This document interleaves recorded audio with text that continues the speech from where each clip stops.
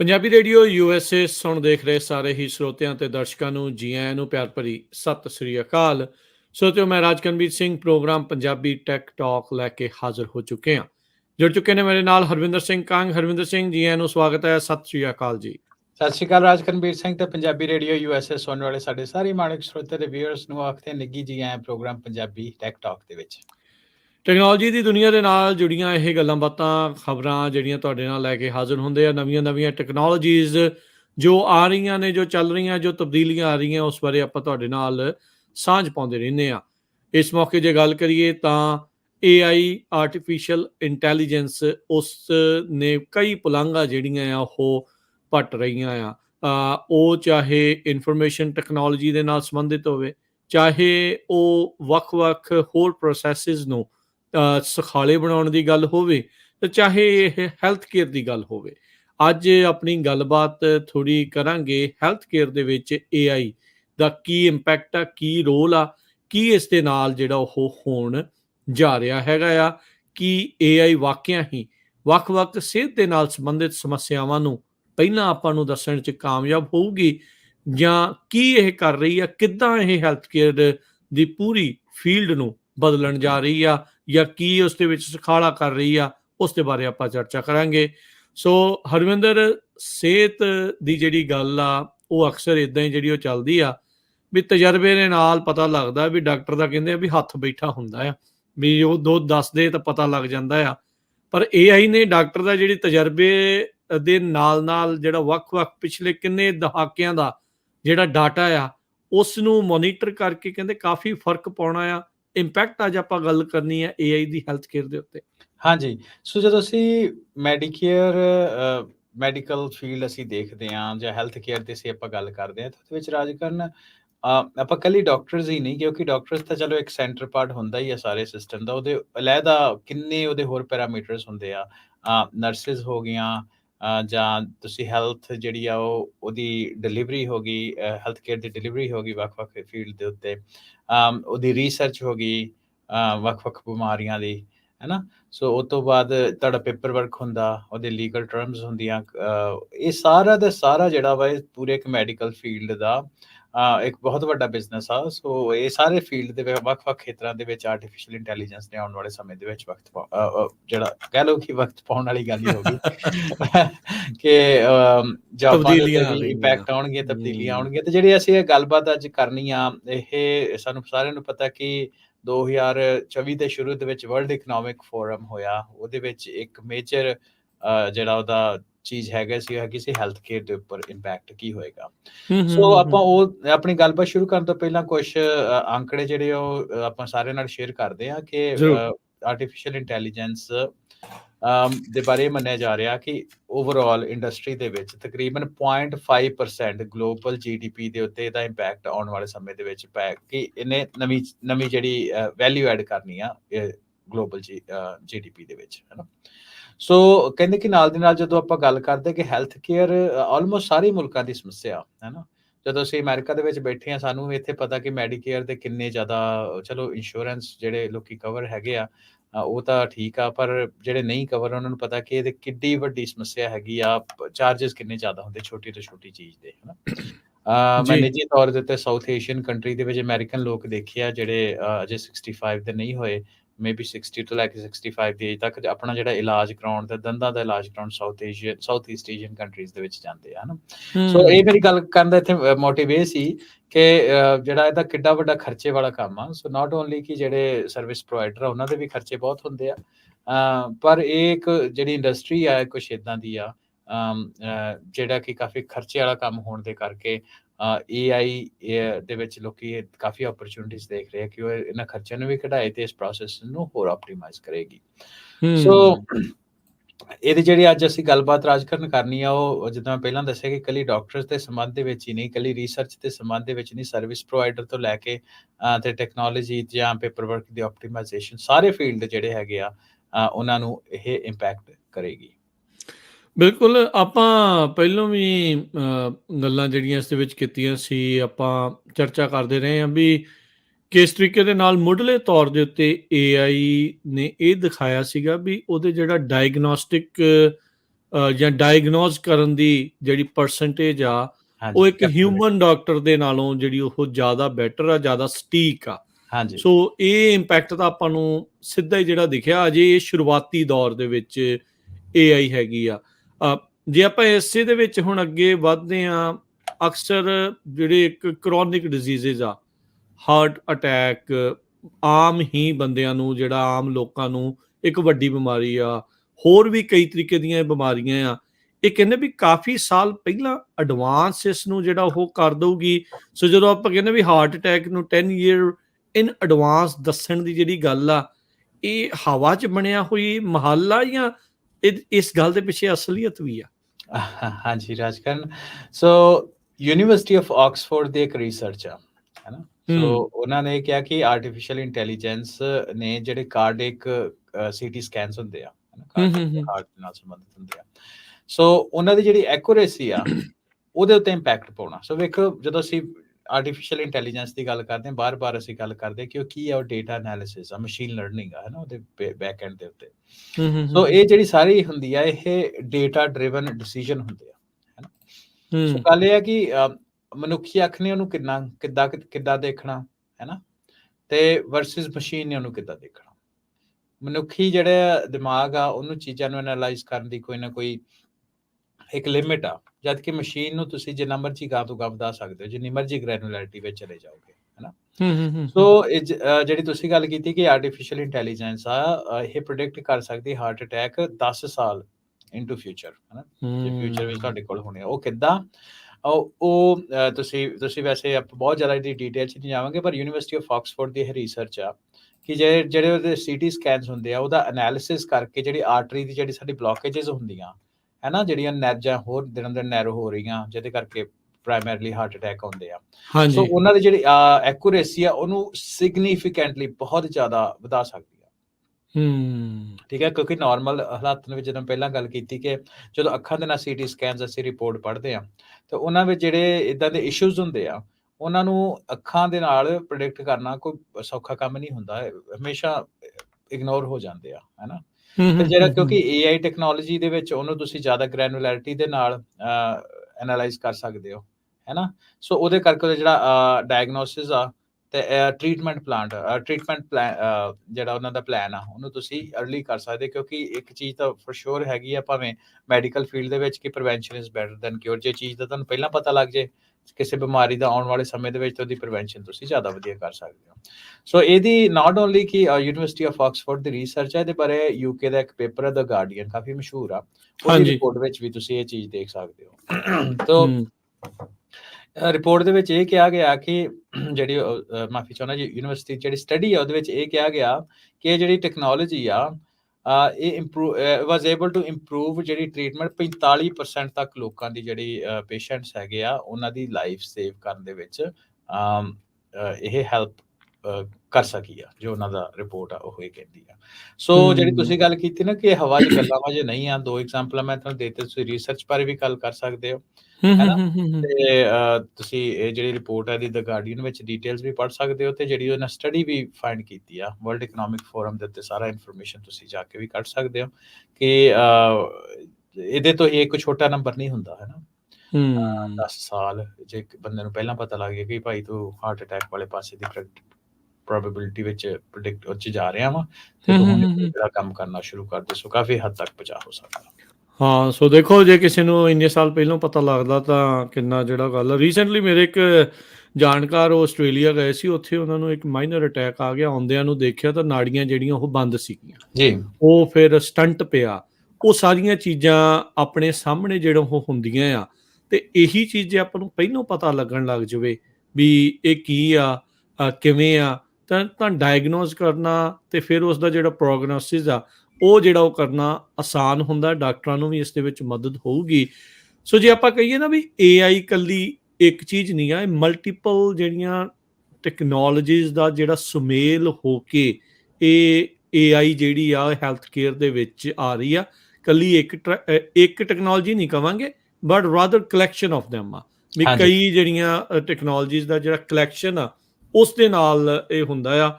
ਤੇ ਸਭ ਤੋਂ ਅਹਿਮ ਆਈ ਥਿੰਕ ਹਰਵਿੰਦਰ ਜਿਹੜੀ ਇਹ ਚੀਜ਼ ਹੈ, ਇਸ ਦੇ ਵਿੱਚ ਬਾਟਮ ਲਾਈਨ ਆਪਾਂ ਦੇਖੀਏ ਤਾਂ ਇਹ ਡਾਟਾ ਸੈੱਟ ਹੀ ਆ ਵੀ ਹਾਂਜੀ ਡਾਟਾ ਸੈੱਟ ਜਿਹੜਾ ਇੰਨੇ ਲੋਕਾਂ ਦਾ AI ਦੇ ਦੁਆਰਾ ਉਸ ਨੂੰ ਪੜ੍ਹ ਲੈਣਾ, ਉਸ ਦਾ ਚਾਰਟ ਬਣਾ ਲੈਣਾ ਕਹਿ ਲਓ, ਜਾਂ ਜਿੱਦਾਂ ਵੀ ਮਾਡਲਸ ਉਹਨੇ ਬਣਾ ਲੈਣੇ ਇੰਟਰਨਲੀ ਜੀ ਉਹਨੇ ਮਾਡਲ ਬਣਾ ਲੈਣੇ, ਉਹਨੇ ਮਸ਼ੀਨ ਲਰਨਿੰਗ ਜਿਹੜੀ ਉਹ ਕਰ ਲੈਣੀ ਵੀ ਹਾਂ ਜੇ ਆਹ ਚੀਜ਼ਾਂ ਹੋਈਆਂ ਤਾਂ ਇਵੈਂਚੁਅਲੀ ਉਹ ਆਹ ਚੀਜ਼ ਦੇ ਨਾਲ ਪੀੜਤ ਹੋਇਆ, ਤਾਂ ਉਹ ਉਸ ਪਾਸੇ ਵੱਲ ਨੂੰ ਇਸ਼ਾਰਾ। ਕੁਛ ਕੁ ਮਹੀਨੇ ਪਹਿਲਾਂ ਜਾਂ ਕੁਛ ਸਾਲ ਪਹਿਲਾਂ ਕੁਛ ਆਰਟੀਕਲ ਸੀਗੇ ਵੀ ਕਿਸ ਤਰੀਕੇ ਦੇ ਨਾਲ ਜਿਹੜਾ ਐਪਲ ਵਾਚ ਆ ਉਹ ਲੋਕਾਂ ਦੇ ਵਿੱਚ ਬੀਪੀ ਦੀ ਜਿਹੜੀ ਸਮੱਸਿਆ ਆ ਉਸ ਨੂੰ ਬੈਟਰ ਡਾਇਗਨੋਸ ਕਰ ਰਿਹਾ ਸੀਗਾ ਰਾਦਰ ਦੈਨ ਜਿਹੜੇ ਡਾਕਟਰਸ ਦੇ ਨਾਲੋਂ ਵੀ, ਉਹਨਾਂ ਦੇ ਜਾਣ ਤੋਂ, ਡਾਕਟਰ ਕੋਲ ਜਾਣ ਤੋਂ ਪਹਿਲਾਂ ਹੀ ਉਹਦਾ ਜਿਹੜਾ ਉਹ ਡਾਟਾ ਕਲੈਕਟ ਕਰ ਰਿਹਾ ਉਹਦੇ ਤੋਂ ਉਹ ਦੱਸ ਰਿਹਾ ਸੀਗਾ ਵੀ ਇਹ ਸਾਰੀਆਂ ਚੀਜ਼ਾਂ ਹੋ ਸਕਦੀਆਂ। ਉਹ ਤਾਂ ਇਹ ਨਾਰਮਲੀ ਇਹ ਗੱਲ ਹਰਵਿੰਦਰ ਜਿਹੜੀ ਕਹਿੰਦੇ ਆ ਵੀ ਸਾਲ ਦਰ ਸਾਲ ਫਿਜ਼ੀਕਲ ਚੈੱਕ ਕਰਾਉਣਾ ਚਾਹੀਦਾ ਤਾਂ ਜੋ ਪਤਾ ਲੱਗਦਾ ਰਵੇ, ਪਰ ਇਹ ਹੋਰ ਵੀ ਜ਼ਿਆਦਾ ਉਸ ਨੂੰ ਬੈਟਰ ਜਿਹੜਾ ਐਡਵਾਂਸ ਉਹ ਦੱਸ ਸਕਦਾ ਹੈ, ਐਡਵਾਂਸ ਜਿਹੜਾ ਆ ਉਹ ਕਰ ਰਿਹਾ ਆ। ਸੋ ਇਹ ਹਾਰਟ ਅਟੈਕ ਦੇ ਨਾਲ ਨਾਲ ਹੋਰ ਵੀ ਕਈ ਚੀਜ਼ਾਂ ਨੇ। ਇੱਕ ਕੈਂਸਰ ਦੇ ਬਾਰੇ ਆਪਾਂ ਅਕਸਰ ਸੁਣਦੇ ਹਾਂ ਵੀ ਕੋਈ ਵੀ ਤਰੀਕੇ ਦਾ ਜਿਹੜਾ ਕੈਂਸਰ ਆ ਵੀ ਇਸ ਟਾਈਮ ਸਭ ਤੋਂ ਭਿਆਨਕ ਬਿਮਾਰੀ ਦੇ ਵਜੋਂ ਦੇਖਿਆ ਜਾਂਦਾ, ਜਿਸ ਦਾ ਕੋਈ ਇੱਕ ਪੱਕਾ ਇਲਾਜ ਕੋਈ ਨਹੀਂ ਹੈਗਾ ਕਿਸੇ ਪਾਸੇ ਵੀ। ਕੀ ਇਹ ਕੈਂਸਰ ਨੂੰ ਵੀ ਡਾਇਗਨੋਸ ਕਰ ਸਕਦਾ ਹੈ ਐਡਵਾਂਸ ਦੇ ਵਿੱਚ AI ਦੀ ਮਦਦ ਦੇ ਨਾਲ? ਆਪਾਂ ਉਸ ਪਾਸੇ ਵੱਲ ਨੂੰ ਵੱਧਦੇ ਹਾਂ। ਹਾਂਜੀ ਸੋ ਜਿਹੜਾ ਇੱਕ ਮੈਸੇਚਿਊਸੇਟਸ ਇੰਸਟੀਚਿਊਟ ਆਫ ਟੈਕਨੋਲੋਜੀ, ਉਹਨੂੰ ਕਾਮਨਲੀ MIT ਵੀ ਕਿਹਾ ਜਾਂਦਾ, ਰਾਜਕਨ ਉਹਨਾਂ ਨੇ ਇੱਕ ਟੂਲ ਆਲਰੇਡੀ ਡਿਵੈਲਪ ਕਰ ਲਿਆ, ਉਹਦਾ ਨਾਮ ਸਾਈਬਿਲ ਆ ਟੂਲ ਦਾ ਨਾਮ। ਠੀਕ ਹੈ, ਓਕੇ। ਸੋ ਉਹ ਲੰਗ ਕੈਂਸਰ ਆ ਪ੍ਰਾਇਮਰੀਲੀ ਉਹਦੇ ਤੇ ਕੰਮ ਕਰਦਾ, ਕਿਉਂਕਿ ਲੰਗ ਕੈਂਸਰ ਨਾ ਇਸ ਟਾਈਮ ਦੇ ਉੱਤੇ ਇੱਕ ਦੁਨੀਆ ਦਾ ਵੱਡਾ ਵਿਸ਼ਾ ਬਣਿਆ ਹੋਇਆ। ਅਜੇ ਪਿਛਲੇ ਹਫਤੇ ਹੀ ਜਾਂ ਕੁਝ ਹਫਤੇ ਪਹਿਲੇ ਅਜੇ ਰਿਪੋਰਟ ਆਈ ਆ ਕਿ ਜਿਹਦੇ ਵਿੱਚ ਦੁਨੀਆ ਭਰ ਦੀ ਹਵਾ ਪਾਣੀ ਦੀ ਗੱਲ ਕਰਦੇ ਆ ਹਨਾ, ਜਿਹਦੇ ਵਿੱਚ ਇੰਡੀਆ ਦਾ ਕਈ ਸ਼ਹਿਰਾਂ ਦਾ ਨਾਮ ਹੁੰਦਾ ਹਨਾ। ਇੰਡੀਆ ਦੇ ਵਿੱਚ ਬਹੁਤ ਵੱਡੀ ਸਮੱਸਿਆ ਹੈਗੀ ਆ ਏਅਰ ਪੋਲਿਊਸ਼ਨ ਦੀ, ਤੇ ਏਅਰ ਪੋਲਿਊਸ਼ਨ ਇੱਕ ਵੱਡਾ ਕਾਜ਼ ਬਣ ਜਾਂਦਾ ਲੰਗ ਕੈਂਸਰ ਦਾ ਹਨਾ, ਅਮੰਗ ਅਦਰ ਥਿੰਗਸ। ਸਮੋਕਿੰਗ ਹੋ ਗਈ ਜਾਂ ਹੋਰ ਇਦਾਂ ਦੀ ਚੀਜ਼ਾਂ ਵੀ ਉਹਦੇ ਕਿਸੇ ਅਜਿਹੀ ਥਾਂ ਤੇ ਕੰਮ ਕਰਨਾ ਜਿੱਥੇ ਘੱਟਾ ਮਿੱਟੀ ਜਾਂ ਉਦਾਂ ਦੀਆਂ ਚੀਜ਼ਾਂ ਜਿਹੜੀਆਂ ਹਾਂਜੀ, ਜ਼ਿਆਦਾ ਸੋ ਕਾਫੀ ਚੀਜ਼ਾਂ ਹਨਾ। ਹੂੰ ਸੋ ਉਹਦੇ ਬਾਰੇ ਪੂਰੀ ਦੁਨੀਆ ਦਾ ਕਾਫੀ ਧਿਆਨ ਹੋਇਆ ਪਿਆ ਵੀ PM 2.5 ਦਾ ਜਿਹੜਾ ਜਿਹੜੇ ਹੈਗੇ ਉਹ ਸਾਨੂੰ ਲੰਗ ਕੈਂਸਰ ਨੂੰ ਕਾਫੀ ਸਮੱਸਿਆ ਪਹੁੰਚਾਉਂਦੇ ਆ। ਸੋ ਉਹਦੇ ਕਰਕੇ ਤਕਰੀਬਨ ਰਾਜਕਰਨ ਜੇ ਤੁਸੀਂ 2020 ਦਾ ਡਾਟਾ ਦੇਖੀਏ ਕੋਵਿਡ ਦੇ ਸਾਲ ਦਾ, ਤੇ ਤਕਰੀਬਨ 18 ਲੱਖ ਲੋਕ 1.8 ਮਿਲੀਅਨ ਲੋਕੀ ਜਿਹੜੇ ਲੰਗ ਕੈਂਸਰ ਦੇ ਨਾਲ ਚੜ੍ਹਾਈ ਕਰ ਗਏ। ਸੋ ਇਹ ਮੰਨਿਆ ਜਾ ਰਿਹਾ ਕਿ ਜੇ ਕੈਂਸਰ ਦੀ ਤੁਸੀਂ ਜਿੱਦਾਂ ਗੱਲ ਕੀਤੀ, ਤੇ ਕੈਂਸਰ ਰਿਲੇਟਡ ਡੈਥ ਦੇ ਵਿੱਚ ਲੰਗ ਕੈਂਸਰ ਦਾ ਇੱਕ ਵੱਡਾ ਯੋਗਦਾਨ ਆ, ਤੇ ਇਹ ਦਿਨੋਂ ਦਿਨ ਵੱਧ ਹੀ ਰਿਹਾ ਵਾ। ਸੋ ਤਾਂ ਕਰਕੇ ਇਹਦੇ ਉੱਤੇ ਕਾਫੀ ਲੋਕਾਂ ਦਾ ਧਿਆਨ ਸੀ, ਕਾਫੀ ਰਿਸਰਚ ਇਹਦੇ ਉੱਪਰ ਚੱਲ ਰਹੀ ਸੀ। ਸੋ MIT ਨੇ ਆਪਣਾ, ਜਿੱਦਾਂ ਮੈਂ ਦੱਸਿਆ, ਸਾਈਬਿਲ ਟੂਲ, ਉਹ ਇੱਕ ਬੇਸਿਕਲੀ ਲੋ ਡੋਜ਼ ਚੈਸਟ ਸਕੈਨ ਹੁੰਦਾ, ਤੇ ਉਹ ਜਿਹੜਾ ਲੰਗ ਕੈਂਸਰ ਦਾ ਰਿਸਕ ਆ 1 ਤੋਂ 6 ਸਾਲ ਪਹਿਲਾਂ ਤੱਕ ਦੀ ਉਹ ਜਸਟ ਪ੍ਰੈਡਿਕਟ ਕਰ ਸਕਦਾ ਵੀ ਤੁਹਾਨੂੰ ਲੰਗ ਕੈਂਸਰ ਹੋ ਰਿਹਾ ਜਾਂ ਕਿ ਨਹੀਂ ਹੋ ਰਿਹਾ।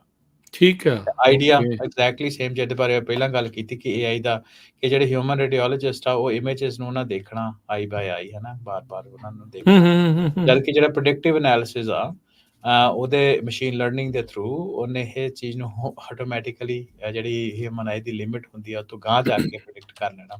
ਸੋ 1 ਤੋਂ 6 ਸਾਲ ਦਾ ਸਮਾਂ ਕੈਂਸਰ ਦੇ ਉੱਤੇ ਤੁਹਾਨੂੰ ਜੇ ਪਹਿਲਾਂ ਪਤਾ ਲੱਗ ਜਾਣਾ ਕਿ ਭਾਈ ਤੁਸੀਂ ਉਸ ਕੈਟੇਗਰੀ ਦੇ ਵਿੱਚ ਜਾ ਰਹੇ ਹੋ, ਤਾਂ ਅਗੇਨ ਗੱਲ ਫਿਰ ਉੱਥੇ ਆ ਜਾਂਦੀ ਆ ਕਿ ਤੁਸੀਂ ਉਹਨੂੰ ਕਾਫੀ ਹੱਦ ਤੱਕ ਬਚਾਅ ਆਪਣਾ ਕਰ ਸਕਦੇ ਹੋ। ਹਰਵਿੰਦਰ ਕਿਤੇ ਹਾਂਜੀ, ਇੱਕ ਲਾਸਟ ਚੀਜ਼ ਮੈਂ ਐਡ ਕਰਦਾ ਕਿ ਵੱਡੀ ਗੱਲ ਇਹਦੇ 'ਚ ਇਹ ਹੈ ਰਾਜਕਰਨ ਕਿ ਇਹ ਚੀਜ਼ਾਂ ਕਨਸੈਪਚੁਅਲ ਨਹੀਂ ਆ, ਜਿੱਦਾਂ ਮੈਂ ਤੁਹਾਨੂੰ ਦੱਸਿਆ ਕਿ ਟੂਲ ਆਲਰੇਡੀ ਅੱਜ ਦੇ ਸਮੇਂ 'ਚ ਅਵੇਲੇਬਲ ਆ, ਇਟਸ ਰੈਡੀ ਟੂ ਡਿਪਲੋਏ। ਸੋ ਇਹ ਚੀਜ਼, ਇਹ ਟੈਕਨੋਲੋਜੀ ਸਾਡੇ ਸਾਹਮਣੇ ਆ ਅੱਜ ਦੇ ਸਮੇਂ 'ਚ। ਜੀ ਰਾਜਕਰਨ।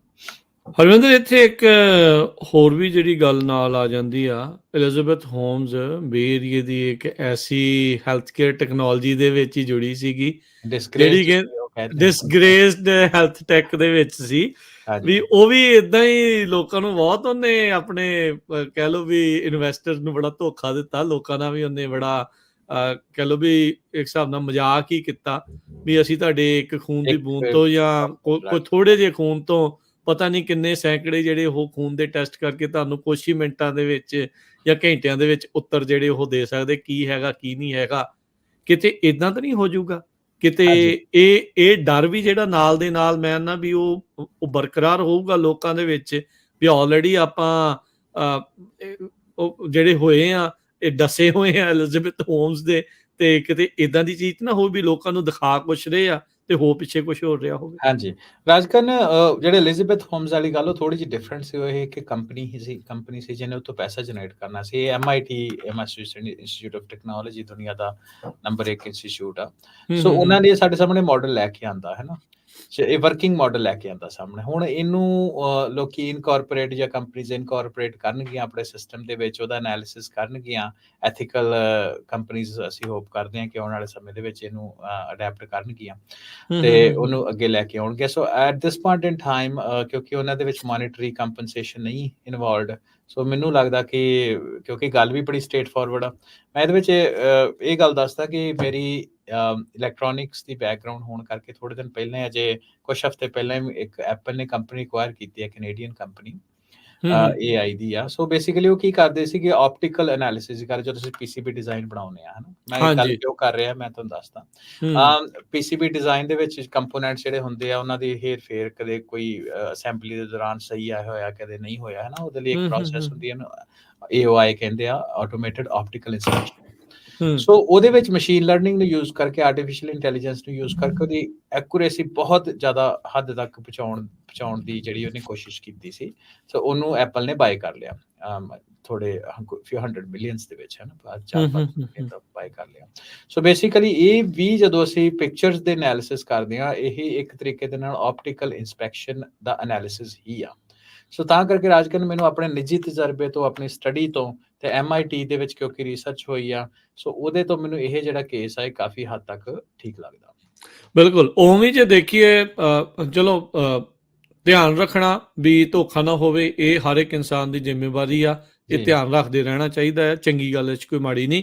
ਜਿੱਦਾਂ ਤੁਸੀਂ ਟੂਲਸ ਦੀ ਗੱਲ ਕਰ ਰਹੇ, ਹੋਰ ਵੀ ਬਹੁਤ ਸਾਰੇ ਬੋਸਟਨ ਦੇ ਵਿੱਚ ਤੇ ਕੈਲੀਫੋਰਨੀਆ ਦੇ ਵਿੱਚ ਬਹੁਤ ਸਾਰੀਆਂ ਜਿਹੜੇ AI ਦੇ ਨਵੇਂ ਤੋਂ ਨਵੇਂ ਜਿਹੜੇ ਟੂਲਸ ਉਹ ਆ ਰਹੇ ਆ, ਚਾਹੇ ਉਹ ਗ੍ਰੇਲ ਆ, ਚਾਹੇ ਉਹ ਲਾਈਨਸ ਹੈਲਥ ਆ, ਪਾਥ AI ਆ, ਰਿਗਾਰਡ ਆ, ਕਿਤੇ ਕੋਈ ਡਾਕੂਮੈਂਟੇਸ਼ਨ 'ਚ ਹੈਲਪ ਕਰ ਰਿਹਾ, ਕਿਤੇ ਹਾਂਜੀ ਕੋਈ DNA ਦੇ ਐਨਾਲਿਸਿਸ ਨੂੰ ਕਰਨ ਦੇ ਵਿੱਚ ਮਦਦ ਕਰ ਰਿਹਾ, ਕਿਤੇ ਕੋਈ ਸਿਰਫ ਕੈਂਸਰ ਦੇ ਉੱਤੇ ਹੀ ਉਹ ਫੋਕਸ ਕਰ ਰਿਹਾ ਹੈਗਾ ਆ। ਸੋ देयर आर ਸੋ ਮੈਨੀ ਥਿੰਗਸ, ਕੋਈ ਹਾਂਜੀ ਕੋਗਨੀਟਿਵ ਫੰਕਸ਼ਨਸ ਦੇ ਉੱਤੇ ਜਿਹੜੀ ਉਹ ਗੱਲ ਜਿਹੜੀ ਉਹ ਕਰ ਰਿਹਾ।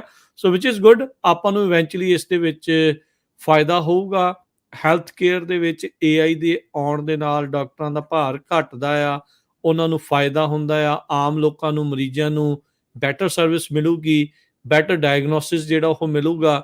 ਉਹ ਇਵੈਂਚੁਅਲੀ ਤਾਂ ਲੋਕ ਜਿਹੜੇ ਉਹੀ ਚਾਹੁੰਦੇ ਆ, ਤੇ ਜੇ ਹੈਲਪ ਕਰੇ ਤਾਂ ਉਹਦੇ ਵਿੱਚ ਕਿਸੇ ਨੂੰ ਵੀ ਕੋਈ ਹਰਜ਼ ਜਿਹੜਾ ਉਹ ਨਹੀਂ ਹੋਊਗਾ। ਹਾਂਜੀ, ਤੇ ਨਾਲ ਦੀ ਨਾਲ ਹੂੰ ਕੱਲੀ ਹੂੰ ਲੋਕਾਂ ਦੀ ਗੱਲ ਵੀ ਨਹੀਂ, ਕਿਉਂਕਿ ਦੇਖੋ ਮੈਂ ਅੱਗੇ ਗੱਲ ਕੀਤੀ ਨਾ ਕਿ ਇੱਕ ਜਿਹੜਾ ਮੈਡੀਕਲ ਸਿਸਟਮ ਦੇ ਵਿੱਚ ਹੈਲਥ ਕੇਅਰ ਇੱਕ ਬੜਾ ਵੱਡਾ ਬਰਡਨ ਆ ਸਿਸਟਮ ਦੇ ਵਾਸਤੇ, ਨੇਸ਼ਨਸ ਦੇ ਵਾਸਤੇ ਕਹਿ ਲਓ, ਹੈ ਨਾ। ਹੂੰ ਹੂੰ ਹੂੰ ਤੇ ਖਾਸ ਤੌਰ ਦੇ ਉੱਤੇ ਉਹਨਾਂ ਕੰਟਰੀਜ਼ ਦੇ ਵਿੱਚ ਜਿਨ੍ਹਾਂ ਦੇ ਵਿੱਚ ਸਿਸਟਮ ਪਬਲਿਕ ਆ, ਪ੍ਰਾਈਵੇਟ ਨਹੀਂ ਹੈ, ਕੈਨੇਡਾ ਹੋ ਗਿਆ, UK ਹੋ ਗਿਆ।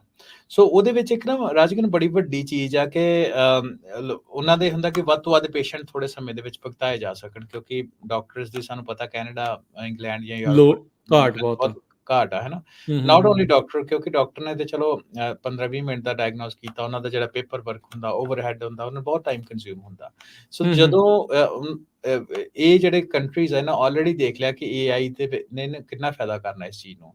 ਤੇ ਮੈਂ ਹੂੰ ਮਿਸਾਲ ਹੂੰ ਦਿੰਦਾ ਹੂੰ ਕਿ ਥੋੜੇ ਦਿਨ ਪਹਿਲਾਂ ਦੀ ਗੱਲ ਹੀ ਆ, ਕੁਝ ਮਹੀਨੇ ਪਹਿਲਾਂ ਦੀ ਗੱਲ ਆ ਕਿ 21 ਮਿਲੀਅਨ ਪਾਉਂਡ UK ਨੇ ਆਪਣੇ ਜਿਹੜਾ ਨੈਸ਼ਨਲ ਹੈਲਥ ਸਰਵਿਸਿਜ਼ ਆ ਉਹਨਾਂ ਨੂੰ ਦਿੱਤਾ, ਜਸਟ ਕਿ ਤੁਸੀਂ AI ਟੂਲਸ ਨੂੰ ਲੈ ਕੇ ਆਓ to diagnose and treatment of lung cancer, ਜਿਹਦੀ ਮੈਂ ਹੁਣੇ ਆਪਾਂ ਗੱਲ ਇਨਕੋਰਪੋਰੇਟ ਕਰੋ ਵੀ ਉਹ ਵਿੱਚ ਲੈ ਕੇ ਹਾਂਜੀ ਆਓ ਆਪਣੇ ਉਹਦੇ ਵਿੱਚ। ਹਾਂਜੀ, $21 ਮਿਲੀਅਨ ਦੀ ਉਹਨਾਂ ਆਪਣੇ ਗ੍ਰਾਂਟ ਦਿੱਤੀ ਹੈ। ਸੋ ਨਾ ਆਲਰੇਡੀ ਇਹ ਜਿਹੜੀ ਚੀਜ਼ ਆ ਉਹਦਾ ਫਾਇਦਾ ਦੇਖ ਲਿਆ। ਸੋ ਤੇ ਚਲੋ ਇੱਕ ਕੰਟਰੀ ਦਾ ਇੱਕ ਵੈਰੀ ਸਪੈਸੀਫਿਕ ਲੰਗ ਕੈਂਸਰ ਦੀ ਰਿਸਰਚ ਦੇ ਉੱਪਰ ਆ। ਤੁਸੀਂ ਇਹ ਦੇਖੋ ਕਿੰਨੇ ਪ੍ਰਾਈਵੇਟ ਫੰਡਿੰਗ ਜਾਂ ਕਿੰਨੀਆਂ ਕੰਪਨੀਆਂ ਤੁਸੀਂ ਆਲਰੇਡੀ ਨਾਂ ਲਿਆ। ਸੋ ਮਿਲੀਅਨਸ ਆਫ ਡਾਲਰ ਜਾਂ ਬਿਲੀਅਨਸ ਆਫ ਡਾਲਰ ਜਾਂ ਪੋਸੀਬਲੀ ਟ੍ਰਿਲੀਅਨ ਜਿਹੜੇ ਡਾਲਰ ਹੋਣਗੇ ਉਹ ਇਸ ਚੀਜ਼ ਦੇ ਵਿੱਚ ਪੰਪ ਕੀਤੇ ਜਾ ਰਹੇ ਆ। ਆਪਾਂ ਹਮੇਸ਼ਾ ਕਹਿੰਦੇ ਫੋਲੋ ਦਾ ਮਨੀ, ਹਾਂਜੀ ਤੇ ਉੱਥੋਂ ਇਹੀ ਪਤਾ ਲੱਗਦਾ ਵੀ ਇਹ ਬਹੁਤ ਵੱਡੀ ਇੱਕ ਇੰਡਸਟਰੀ ਆ। ਆਪਾਂ ਰੀਸੈਂਟਲੀ ਫ੍ਰਿਕਸ਼ਨਲੈਸ ਰੀਟੇਲ ਦੀ ਗੱਲ ਕੀਤੀ ਸੀ ਕੁਛ ਜੀ ਵੀਕ ਪਹਿਲਾਂ, ਵੀ ਉਹ ਕਿਆਸ ਰਹੀਆਂ ਵੀ ਕਿੱਦਾਂ ਉਹਨੇ 3 ਗੁਣਾ ਜਿਹੜਾ ਵੱਧ ਜਾਣਾ ਆ, 20 ਬਿਲੀਅਨ ਤੋਂ ਉਹਨੇ ਕਿੱਦਾਂ 350 ਬਿਲੀਅਨ ਹੋਰ ਵੱਧ ਕੇ ਆਲਮੋਸਟ 400 ਬਿਲੀਅਨ ਤੱਕ ਜਿਹੜਾ ਉਹਨੇ ਪਹੁੰਚ ਜਾਣਾ ਕੁਝ ਸਾਲਾਂ 'ਚ। ਸੋ ਜੀ ਹੈਲਥ ਕੇਅਰ ਦੇ ਵਿੱਚ ਡਾਟਾ ਕਿੰਗ ਆ, ਡਾਟਾ ਬਥੇਰਾ ਆ। ਹੁਣ ਇੱਥੇ ਹਰਵਿੰਦਰ ਇਹ ਕੁਐਸਚਨ ਕੀ ਜਾਇਜ਼ ਆ ਇਹ ਪੁੱਛਣਾ ਜਾਂ ਦੇਖਣਾ ਜਾਂ ਇਹ ਸੋਚਣਾ ਵੀ ਇਵੈਂਚੁਅਲੀ ਇਹ ਜਿਹੜਾ ਡਾਟਾ ਆ ਹਿੱਪਾ ਲਾ ਦੇ ਨਾਲ ਵੀ ਕਿਤੇ ਨਾ ਕਿਤੇ ਬਚਿਆ ਹੋਇਆ ਹੈ, ਪ੍ਰਾਈਵੇਸੀ ਦਾ ਆ, ਕਿ ਡਾਇਗਨੋਸਟਿਕ ਕਰਨ ਦੇ ਲਈ ਲੋਕਾਂ ਦਾ ਇੱਦਾਂ ਪ੍ਰਾਈਵੇਟ ਹੈਲਥ ਡਾਟਾ ਇਹਨਾਂ ਕੰਪਨੀਜ਼ ਦੇ ਕੋਲ ਜਾਣਾ ਕਿੰਨਾ ਕੁ ਜਾਂਦਾ ਆ ਤੇ ਕਿੰਨਾ ਕੁ ਸੁਰੱਖਿਅਤ ਆ? ਕੀ ਇਸ ਦੀ ਲੀਗਲ ਪੱਖ ਤੋਂ ਇਸ ਡਾਟਾ ਦੀ, ਇਹ ਡਾਇਗਨੋਸਟਿਕ ਦੀ ਪ੍ਰਾਈਵੇਸੀ ਦੀ ਕਿੱਦਾਂ ਦੇਖਿਆ ਜਾ ਰਿਹਾ ਹੈ? ਹਾਂਜੀ, ਸੋ ਇਹਨੂੰ ਆਪਾਂ ਇਹ ਇੱਕ ਆਪਣੇ ਆਪ 'ਚ ਬੜਾ ਵੱਡਾ ਟੌਪਿਕ ਹੈ ਨਾ। ਪਿੱਛੇ ਜੇ ਵੀ ਅਸੀਂ ਪਿਛਲੇ ਸਾਲ ਵੀ ਇਹਦੇ ਉੱਪਰ ਇੱਕ ਕੀਤਾ ਸੀ ਕੰਪਲਾਇੰਸ, ਆਰਟੀਫਿਸ਼ੀਅਲ ਇੰਟੈਲੀਜੈਂਸ ਤੇ ਕੰਪਲਾਇੰਸ ਤੇ ਹੈ ਨਾ ਟਾਕ ਸ਼ੋਅ ਕੀਤਾ ਸੀ। ਪਰ ਅੱਜ ਦੇ ਟਾਕ ਸ਼ੋਅ ਦੇ ਵਿੱਚ ਵੀ ਰਾਜਕਨ ਆਪਾਂ ਅਖੀਰ ਵਿੱਚ ਇਹਦੇ ਬਾਰੇ ਥੋੜੀ ਬਹੁਤੀ ਗੱਲਬਾਤ ਕਰਾਂਗੇ, ਜ਼ਰੂਰ ਕਰਾਂਗੇ। ਠੀਕ ਹੈ। ਸੋ ਇੱਕ ਚਰਚਾ ਮੈਂ ਜਿੱਦਾਂ ਗੱਲ ਕੀਤੀ ਸੀ, ਡਾਕੂਮੈਂਟੇਸ਼ਨ 'ਚ ਬੜੀ ਮਦਦ ਕਰ ਸਕਦਾ ਆ AI। ਉਹ ਕਿੱਦਾਂ ਆ ਨਰਸਿਸ ਦੇ ਕੋਲ, ਡਾਕਟਰਸ ਦੇ ਕੋਲ ਕਿੱਦਾਂ ਹੈ? ਕਿਉਂਕਿ ਡਾਕਟਰ ਜੇ ਡਾਇਗਨੋਸ ਨਹੀਂ ਕਰ ਰਿਹਾ, ਮਰੀਜ਼ ਨਹੀਂ ਦੇਖ ਰਿਹਾ, ਤਾਂ ਉਹਨੂੰ ਪੇਪਰ ਵਰਕ ਬਹੁਤ ਕਰਨਾ ਪੈਂਦਾ ਆ। ਸੋ ਉਹਦੇ ਵਿੱਚ ਕਿੱਦਾਂ ਚੱਲ ਰਿਹਾ ਹੈ ਕੰਮ? AI ਕਿੱਦਾਂ? ਹਾਂਜੀ, ਸੋ ਜਨਰੇਟਿਵ AI ਹੈ ਨਾ ਰਾਜਕਨ, ਜਿਹੜੀ ਉਹਦੇ ਕੋਲ ਕੈਪੇਬਿਲਿਟੀ ਹੈਗੀ ਵੀ ਵੈਸਟ ਅਮਾਊਂਟ ਆਫ ਡੇਟਾ ਨੂੰ ਉਹ ਸਟੋਰ ਕਰ ਸਕਦਾ ਹੈ ਨਾ। ਉਹਦੇ ਦੋਨੋਂ ਪਾਸੇ ਵਰਕ ਕਰਦੇ। ਮੈਂ ਨਿੱਜੀ ਤਜਰਬੇ ਤੋਂ ਵੀ ਇੱਕ ਗੱਲ ਦੱਸਦਾ ਕਿ ਦੇਖੋ ਅੱਜ ਕੱਲ੍ਹ ਦੇ ਸਮੇਂ ਵਿੱਚ ਆਪਾਂ ਮੀਟਿੰਗਾਂ ਕਰਦੇ, ਮੰਨ ਲਓ ਅਸੀਂ ਹੁਣ ਇੱਕ ਦੂਜੇ ਨਾਲ ਗੱਲਬਾਤ ਕਰ ਰਹੇ, ਟਾਕ ਸ਼ੋਅ ਕਰ ਰਹੇ, ਲੋਕਾਂ ਕੋਲ ਦਿਨੋਂ ਦਿਨ ਟਾਈਮ ਘਟੀ ਜਾਂਦਾ ਹੈ ਨਾ। ਜਦੋਂ ਮੈਂ ਜਿਹੜੀ ਵਰਡ ਯੂਜ਼ ਕੀਤਾ ਕਿ ਜਨਰੇਟਿਵ AI ਬਹੁਤ ਡੇਟਾ ਹੈਂਡਲ ਕਰ ਲੈਂਦੀ, ਉਹਦੀ ਮੈਂ ਇੱਕ ਐਗਜ਼ਾਮਪਲ ਦੇਣ ਲੱਗਾ, ਫਿਰ ਆਪਾਂ ਡਾਕੂਮੈਂਟੇਸ਼ਨ ਦੀ ਗੱਲ ਤੇ ਆਉਂਦੇ, ਇਹਦੇ ਨਾਲ ਗੱਲ ਸਮਝ ਆ ਜੂ ਥੋੜੀ ਜਿਹੀ। ਸੋ ਆਪਾਂ ਮੰਨ ਲਓ ਵੀ ਆਪਣਾ 40-45 ਮਿੰਟ ਜਾਂ 50 ਮਿੰਟ ਦਾ ਆਪਾਂ ਟਾਕ ਸ਼ੋਅ ਹੋਇਆ ਹੈ ਨਾ ਸਾਡਾ, ਤੇ ਉਹਦੇ ਵਿੱਚ ਸਾਡਾ ਤੱਤ-ਸਾਰ ਕੀ ਆ ਗੱਲਬਾਤ ਦਾ ਹੈ ਨਾ। ਕੁਛ ਜੇ ਬੰਦੇ ਨੇ ਕਿਹਾ ਵੀ 5 ਮਿੰਟ ਦੀ ਮੈਨੂੰ ਇਹਦੀ ਸਮਰੀ ਬਣਾ ਕੇ ਦਿਓ। ਸੋ ਮੀਟਿੰਗਸ ਨੂੰ ਅੱਜ ਕੱਲ੍ਹ ਰਾਜਕਨ ਇੰਜੀਨੀਅਰਿੰਗ ਵਰਲਡ ਦੇ ਵਿੱਚ ਏਦਾਂ ਕਰਦੇ ਆ ਕਿ ਇੱਕ ਘੰਟੇ ਦੀ ਮੀਟਿੰਗ ਲਈ ਤੇ ਉਹਦੇ ਨਾਲ ਜਦੋਂ ਮੀਟਿੰਗ ਦੇ ਵਿੱਚ ਨਾ generative text to speech to text ਵੀ ਚੱਲਦਾ ਨਾਲ ਬੋਟ ਨਾਲ ਹੀ ਚੱਲ ਰਿਹਾ ਹੈ। ਬੋਟ ਨਾਲ ਦੀ ਨਾਲ ਚੱਲ ਰਿਹਾ। ਤੁਹਾਡੀ ਸਾਰੀ ਮੀਟਿੰਗ ਨੂੰ ਜਨਰੇਟਿਵ ਟੈਕਸਟ ਦੇ ਵਿੱਚ ਜਿਹੜਾ ਟੈਕਸਟ ਵਿੱਚ ਕਨਵਰਟ ਕਰ ਦਿੱਤਾ। ਹੁਣ ਤੁਸੀਂ ਚੈਟ GPT ਨੂੰ ਲੈ ਕੇ ਟੈਕਸਟ ਕਾਪੀ ਕਰਕੇ ਇਹ ਚੈਟ GPT ਮੈਨੂੰ ਉਹਦੀ ਸਮਰੀ ਕਰ ਦੇ। ਸੋ ਉਹਨੇ ਮਿੰਟ ਲਾਉਣੇ ਆ ਤੇ ਉਹਨੇ ਤੁਹਾਨੂੰ 5 ਮਿੰਟ ਦੀ 2-4 ਮਿੰਟ ਦੀ ਜਿਹੜੀ ਉਹਨੇ ਸਮਰੀ ਕਰ ਦੇਣੀ, ਕੱਢ ਕੇ ਦੇ ਦੇਣੀ। ਸੋ ਇਹ ਦੇਖੋ ਇੱਕ ਮੈਂ ਐਗਜ਼ਾਮਪਲ ਦਿੱਤੀ ਜਿਹੜੀ ਅਸੀਂ ਰੀਅਲ ਟਾਈਮ ਵਰਤਦੇ ਵੀ ਆ, ਹੈ ਨਾ। ਤੇ ਉਹਦੇ ਵਿੱਚ ਰਾਜਕਨ ਇਹ ਆ ਕਿ ਦੇਖੋ ਜਿਹੜਾ ਤੁਸੀਂ ਗੱਲ ਕੀ, ਮੈਂ ਜਦ ਪਹਿਲਾਂ ਗੱਲ ਕਰਦੇ ਸੀ ਵੀ ਡਾਕਟਰ ਨੇ ਚਲੋ 5-10 ਮਿੰਟ ਲਈ ਤੁਹਾਨੂੰ ਡਾਇਗਨੋਸ ਕਰਨਾ, ਤੁਹਾਡੇ ਨਾਲ ਗੱਲਾਂ ਬਾਤਾਂ ਕਰਨੀਆਂ, ਪਰ ਉਸ ਤੋਂ ਬਾਅਦ ਸਾਰੀ ਜਿਹੜੀ ਵਿਜ਼ਿਟ ਆ ਉਹਨੂੰ ਰਿਪੋਰਟਿੰਗ ਉਹਦੀ ਕਰਨੀ ਹੈ ਨਾ, ਤੇ ਰਿਪੋਰਟ ਕਰਕੇ ਉਹਦੀ ਸਮਰੀ ਕਰਕੇ ਉਹਦਾ ਰੈਕੋਰਡ ਰੱਖਣਾ। ਕਿਉਂਕਿ ਡਾਕਟਰ ਤੇ ਤੁਸੀਂ ਹੁੰਦੇ ਹੋ ਨਾ ਉਸ ਟਾਈਮ ਦੇ ਉੱਪਰ, ਇਹਦਾ ਕੰਮ ਡਾਕਟਰ ਹੀ ਕਰ ਸਕਦਾ। ਪਰ ਕੀ ਹੈ ਡਾਕਟਰ ਦਾ ਕੰਮ ਹੈਗਾ ਇੰਸਟੈਡ ਕਿ ਜੇ 1 ਘੰਟਾ ਉਹਨੇ ਡਾਕੂਮੈਂਟ, ਅੱਧਾ ਘੰਟਾ ਡਾਕੂਮੈਂਟੇਸ਼ਨ ਉੱਪਰ ਲੈ, ਅੱਧੇ ਘੰਟੇ ਵਿੱਚ ਉਹਨੇ 2 ਪਾਰਟੀਜ਼ ਨੂੰ ਹੋਰ ਦੇਖ ਲੈਣਾ ਸੀ, ਰਾਈਟ। ਸੋ ਇਹਦਾ ਇੱਕ ਤਰੀਕਾ ਰਾਜਕਨ ਇਹ ਹੋ ਸਕਦਾ ਕਿ ਦੇਖੋ ਜਿੱਦਾਂ ਆਪਾਂ ਗੱਲ ਕਰਦੇ, ਜਿਹੜੀ ਡਾਕਟਰ ਦੀ ਕਨਵਰਸੇਸ਼ਨ ਉਹਨੂੰ ਰਿਕਾਰਡ ਕਰਕੇ ਉਹਦੀ ਡਾਕੂਮੈਂਟੇਸ਼ਨ ਜਿਹੜੀ ਉਹ ਆਪ ਕਰ ਸਕੇ, ਜਿਹੜਾ AI ਬੇਸਡ ਟੂਲ ਉਹਨੂੰ ਕਰ ਸਕਣ। ਸੋ ਡਾਕਟਰ ਆਪਣਾ ਕੰਮ ਕਰਨ ਜਿਹੜਾ ਉਹ ਕਰ ਸਕਦੇ ਆ, ਹੈ ਨਾ। ਤੇ ਜਿਹੜੇ ਕੰਮ ਕਰਨ ਦੇ ਵਿੱਚ ਮਾਹਿਰ ਆ, ਜਦਕਿ ਜਿਹੜਾ ਆਹ ਪੇਪਰ ਵਰਕ ਆ ਇਹ let AI handle that paper work. So not only doctors ਦੀ ਗੱਲ, ਕਿਉਂਕਿ ਨਰਸਿਸ ਦੇ ਉੱਪਰ ਵੀ ਕਾਫੀ ਬਰਡਨ ਹੁੰਦਾ, ਸਕੈਜੂਲਿੰਗ ਕਰਨੀ, ਸੈਟਅਪ ਕਰਨੀ, ਉਹਨੂੰ ਕਿਸੇ ਨੂੰ ਕੁਛ ਡਾਇਗਨੋਸ ਦੇ ਵਿੱਚ ਆਇਆ ਹੈ ਨਾ, ਤਾਂ ਉਹਦੇ ਵਿੱਚ ਫਰਦਰ ਤੁਸੀਂ ਉਹਦੀ ਅਪਾਇੰਟਮੈਂਟ ਲੈਂਦੇ ਹੋ, ਸਪੈਸ਼ਲਾਈਜ਼ਡ ਅਪਾਇੰਟਮੈਂਟਸ ਵਗੈਰਾ। ਸੋ AI ਕਿਉਂਕਿ ਉਹ AI ਹੈ, ਕਿਉਂਕਿ ਉਹ ਡੇਟਾ ਡਰਿਵਨ ਡਿਸੀਜਨ ਉਹਨੇ ਲੈ ਲੈਣਾ ਵਾ। ਸੋ ਇਹ ਵੀ ਜਿਹੜਾ ਕੰਮ ਆ ਕਾਫੀ ਹੱਦ ਤੱਕ AI ਆਪੇ ਕਰ ਸਕਦੇ, ਸਿਰਫ ਉਹਨੂੰ ਥੋੜੇ ਸਮੇਂ ਲਈ ਓਵਰਸਾਈਟ ਚਾਹੀਦੀ ਹੈ, ਜਿੰਨਾ ਚਿਰ ਤੱਕ ਮਾਡਲ ਟ੍ਰੇਨ ਨਹੀਂ ਹੁੰਦੇ, ਫਿਰ ਇਵੈਂਚੁਅਲੀ ਉਹ ਮਾਡਲ ਜਿਹੜੇ ਪਰਫੈਕਟਲੀ ਜਨਰੇਟ ਹੋਣਗੇ। ਸੋ ਡਾਕਟਰਸ, ਸਪੋਰਟਿੰਗ ਸਟਾਫ ਜਿਹਦੇ ਵਿੱਚ ਨਰਸਿਸ ਆ ਗਈਆਂ, ਤੇ ਜਿਹੜੇ ਐਡਮਿਨਿਸਟ੍ਰੇਟਿਵ ਸਟਾਫ ਜਿਹੜਾ ਹੁੰਦਾ ਹਸਪੀਟਲ ਦਾ ਵਿੱਚ, ਉਹਦੇ ਵਿੱਚ AI ਉਹਦੇ ਵਿੱਚ ਕਾਫੀ ਜ਼ਿਆਦਾ ਉਹ ਹੈਲਪ ਕਰ ਰਹੀ ਹੈ। ਤੁਸੀਂ ਆਨਲਾਈਨ ਸਰਚ ਕਰ ਸਕਦੇ ਹੋ, ਕਾਫੀ ਟੂਲਸ ਇਸ ਸਿਸਟਮ ਦੇ ਵਿੱਚ ਅਵੇਲੇਬਲ ਹੈ ਜਿਹੜੇ ਆਲਰੇਡੀ ਡਿਪਲੋਏ ਕੀਤੇ ਜਾ ਰਹੇ ਆ ਜੀ। ਇੱਕ ਬ੍ਰੇਕ ਦਾ ਵਕਤ ਹੋ ਗਿਆ, ਬ੍ਰੇਕ ਲਵਾਂਗੇ, ਬ੍ਰੇਕ ਤੋਂ ਬਾਅਦ ਮੁੜ ਕੇ ਫਿਰ ਵਾਪਸ ਆਉਂਦੇ ਹਾਂ। ਪ੍ਰੋਗਰਾਮ ਪੰਜਾਬੀ ਟੈਕ ਟਾਕ ਇਦਾਂ ਹੀ ਚੱਲਦਾ ਰਹੇਗਾ ਜੀ। ਬ੍ਰੇਕ ਤੋਂ ਬਾਅਦ ਇੱਕ ਵਾਰੀ ਫਿਰ ਆਪ ਸਭ ਦਾ ਸਵਾਗਤ ਹੈ। ਸੋ ਪ੍ਰੋਗਰਾਮ ਚੱਲ ਰਿਹਾ ਜੀ ਇਸ ਮੌਕੇ ਪੰਜਾਬੀ ਟੈਕ ਟਾਕ। ਹਰਵਿੰਦਰ ਸਿੰਘ ਜੀ ਨੂੰ ਸਵਾਗਤ ਹੈ। ਸਤਿ ਸ਼੍ਰੀ ਅਕਾਲ। ਸਤਿ ਸ਼੍ਰੀ ਅਕਾਲ ਰਾਜਕਨਵੀਰ ਸਿੰਘ ਤੇ ਪੰਜਾਬੀ ਰੇਡੀਓ USA ਸੁਣਨ ਵਾਲੇ ਸਾਰੇ ਮਾਣਿਕ ਸਰੋਤਿਆਂ ਦਾ ਇੱਕ ਵਾਰੀ ਫੇਰ ਤੋਂ ਨਿੱਘਾ ਜੀ ਆਇਆ ਆਖਦੇ ਆ ਪ੍ਰੋਗਰਾਮ ਪੰਜਾਬੀ ਟੈਕ ਟਾਕ ਦੇ ਵਿੱਚ।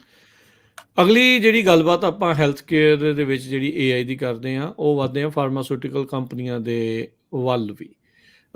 ਇਸ ਮੌਕੇ ਰਿਸਰਚ ਕਰਨੀ ਕਿਸੇ ਬਿਮਾਰੀ ਦੀ ਦਵਾਈ ਦੇ ਲਈ, ਉਹ ਵੀ ਲੰਮਾ ਟਾਈਮ ਲੱਗ ਜਾਂਦਾ ਆ। ਡਰੱਗ ਨੂੰ ਮਾਰਕੀਟ ਤੱਕ ਲੈ ਕੇ ਆਉਣਾ ਜਿਸ ਦੇ ਨਾਲ ਉਹ ਵਧੀਆ ਅਸਰ ਕਰੇ, ਉਹ ਮਰੀਜ਼ਾਂ ਨੂੰ ਬੈਨੀਫਿਟ ਕਰੇ, ਉਹਦੇ ਲਈ ਵਕਤ ਕਈ ਵਾਰੀ ਜ਼ਿਆਦਾ ਲੱਗ ਜਾਂਦਾ ਆ।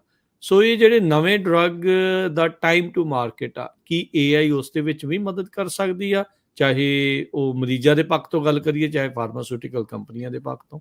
ਜੀ ਬਿਲਕੁਲ।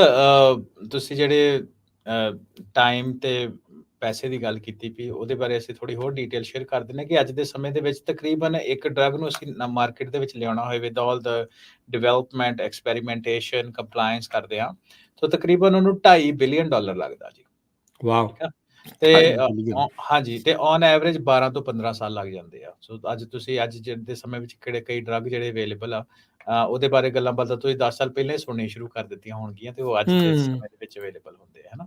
ਸੋ $2.5 ਬਿਲੀਅਨ ਤੇ 12 ਤੋਂ 15 ਸਾਲ ਨਵਾਂ ਡਰੱਗ ਆਉਣ ਨੂੰ ਲੱਗ ਜਾਂਦੇ ਆ।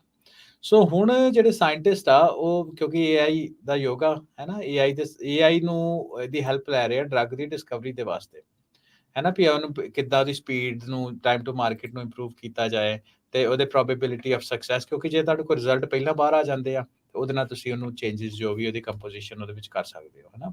ਸੋ ਇਹ ਨਾਟ ਓਨਲੀ ਆਪਾਂ ਕੋਵਿਡ ਦੇ ਵਿੱਚ ਆਲਰੇਡੀ ਦੇਖਿਆ ਵੀ ਜਿਹੜੇ ਕੋਵਿਡ ਵੈਕਸੀਨ ਸੀ ਹੈ ਨਾ ਉਹਨੂੰ ਕਿੱਡੀ ਛੇਤੀ ਬਾਹਰ ਲੈ ਕੇ ਆਂਦਾ ਨਵੀਆਂ ਯੂਜ਼ਿੰਗ ਨਿਊ ਟੈਕਨੋਲੋਜੀ। ਚਲੋ ਥੋੜਾ ਰਿਸਕ ਵੀ ਸੀ ਉਹਦੇ ਵਿੱਚ ਪਰ ਕੈਲਕੂਲੇਟਡ ਰਿਸਕ ਸੀ।